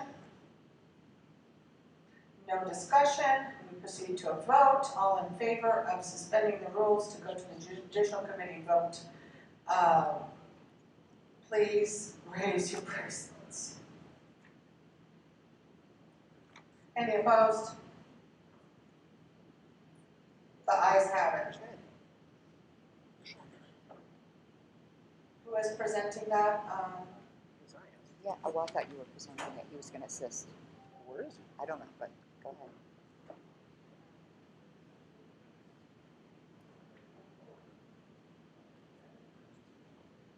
Careful, don't drive, don't. That's not that.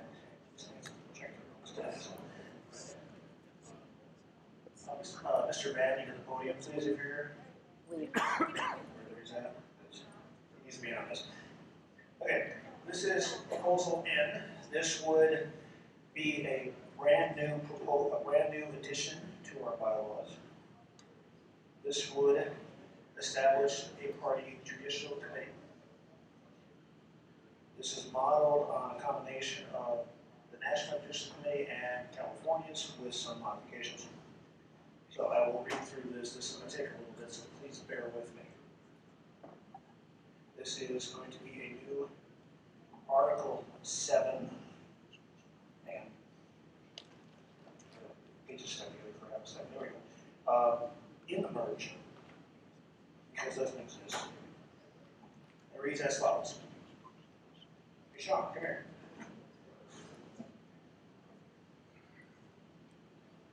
Sorry, Mr. Vandy was one of the principal authors of this. I want to know. Okay. Section 1. The Judicial Committee shall consist of 5 party members elected by the delegates in attendance at every odd-year convention. In the case of vacancy, the existing members of the Judicial Committee may vote to fill the vacancy until the next election. The term of each Judicial Committee member shall begin at the adjournment sine die of the business, however you pronounce that, yes, of the business session of the odd-year convention and at the end at the adjournment sine die of the business session of the next odd-year convention.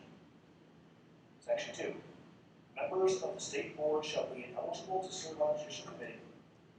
Judicial Committee members must have been members for the past 3 years and shall sign the statement of principles of the National LP and a statement disavowing the initiation of force to achieve political or social goals. Section 3. The chair of the Judicial Committee shall be elected by the members of the committee. Section 4. The Judicial Committee shall be limited to hearing and deciding cases involving the following: suspensions or other disciplinary actions, disaffiliation of charter affiliates, appeals of board decisions, and challenges to resolutions or platform planks. Section 5. Only party members may present an appeal to the Judicial Committee. All appeals must be in writing, submitted to the chair of the Judicial Committee within 30 days of the disputed decision. Section 6. All appeals shall be resolved within 60 days of the date of submission to the chair of the Judicial Committee.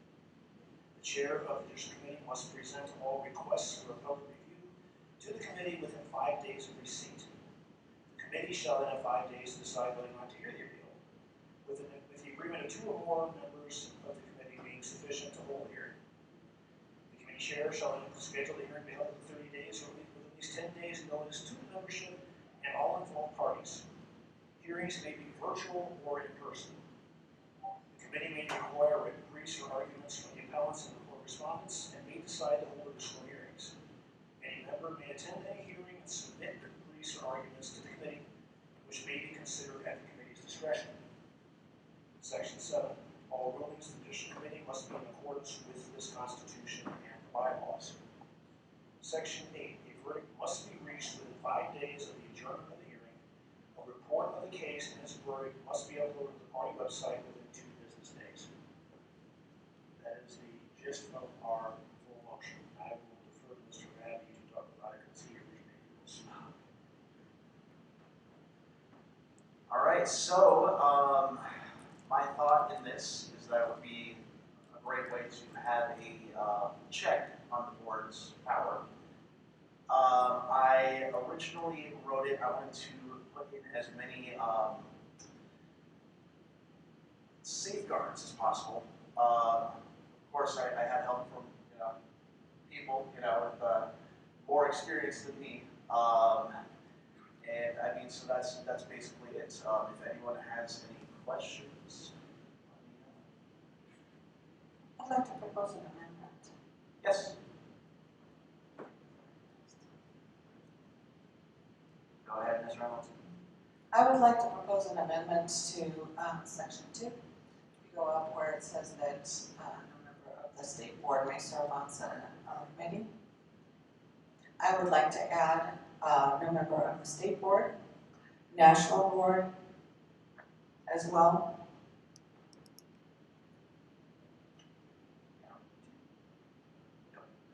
That was an improper suggestion. I apologize. All right, so we've got an amendment. Margot, could you highlight that in yellow, please? Point of order. Go ahead, Ms. Ross. Goes beyond scope of notice. You can't add more to something that's a notice. You can only take away. All right. Parliamentarian agrees. All right.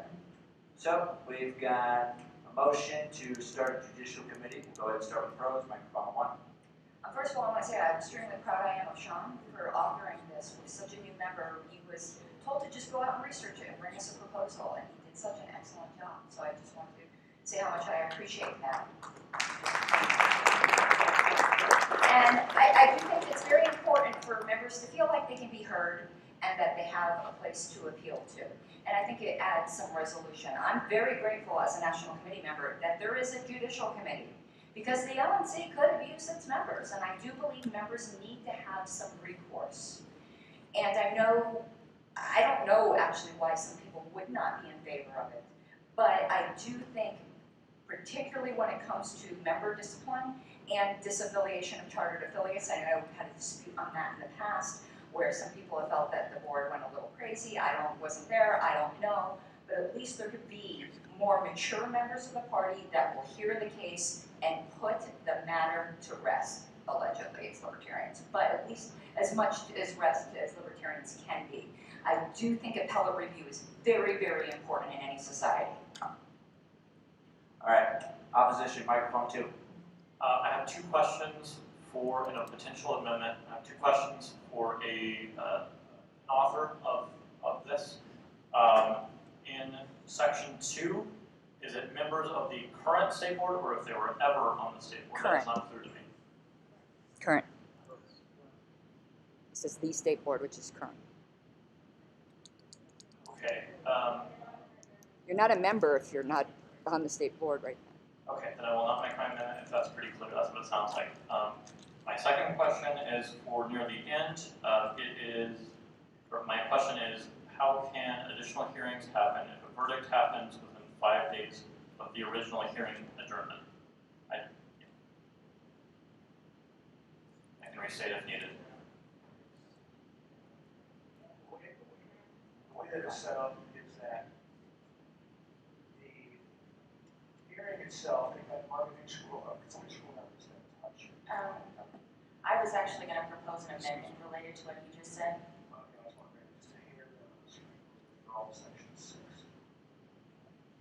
There we go, that's good.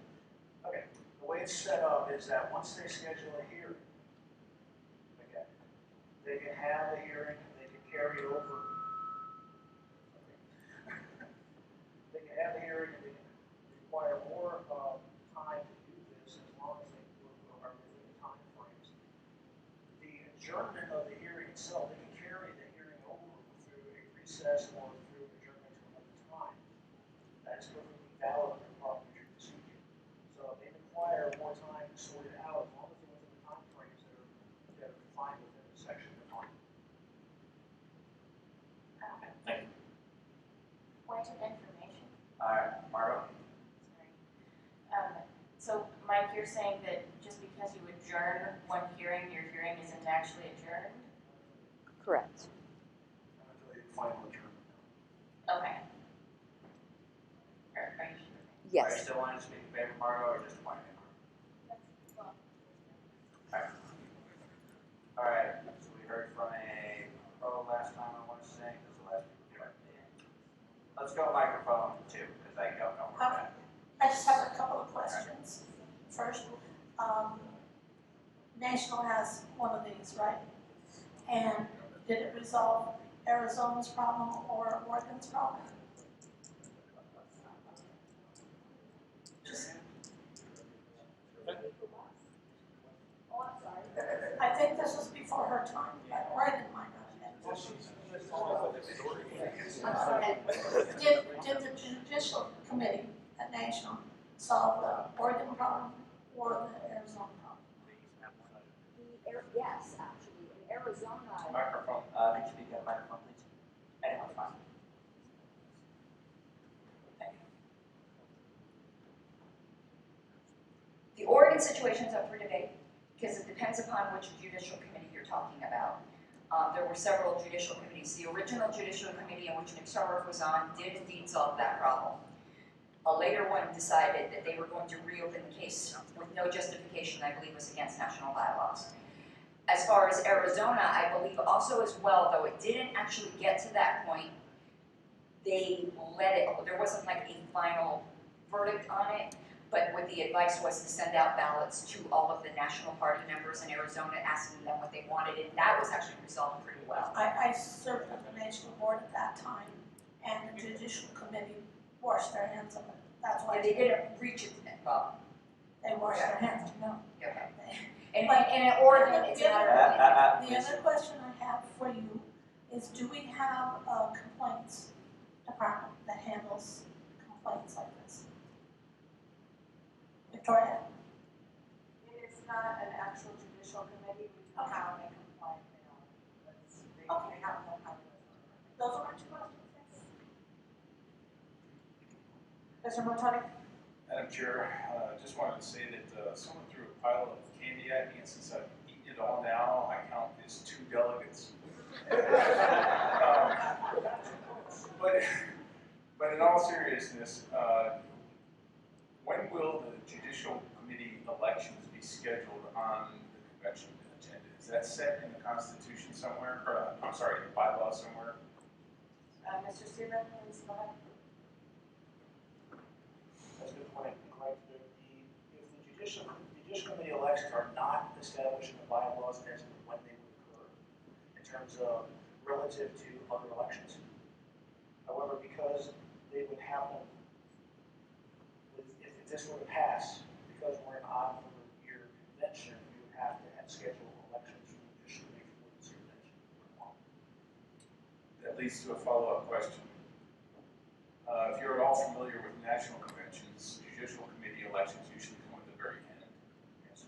And because of that, because people have to catch flights and whatnot and get out and are tired and grumpy and everything, I'm sure we're all grumpy by now. The Judicial Committee elections get bumped to whenever. And there's been a couple of situations, at least at the national level, where that's led to problems with a Judicial Committee that was considered to be having no force or effect because they were not elected at the convention. I think this needs a provision to set the time, and if there are no elections held at a convention, then it needs to be specified how the vacancies are going to be filled. Are you proposing an amendment, Mr. Montoni?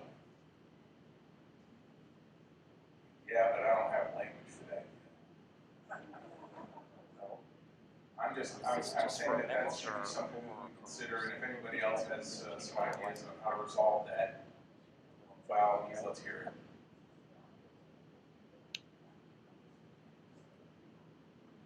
Mr. Shepard?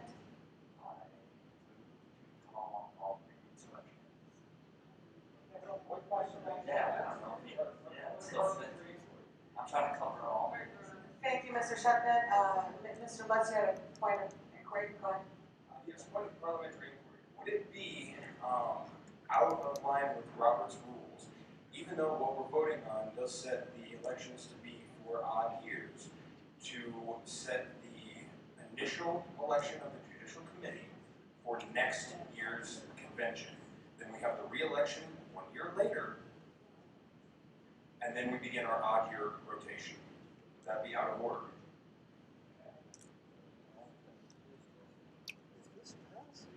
That would be, It would be out of order. The question has been called, is there a second? All in favor of calling the question, please raise your bracelet so we can see it actually. Okay, any opposed? Question's been called. All in favor of the proposal as written, please raise your bracelets. All opposed? The motion passes. Thank you, Mr. Bradley. Thank you, Mr. Seaver. Next item. I would like to move to adjourn. Until the time of the schedule tomorrow morning. Sunday, 9 a.m. No more. The bylaws is there is a motion to adjourn. It has been seconded. All in favor? All opposed? Nay. It passes. We are adjourned until tomorrow.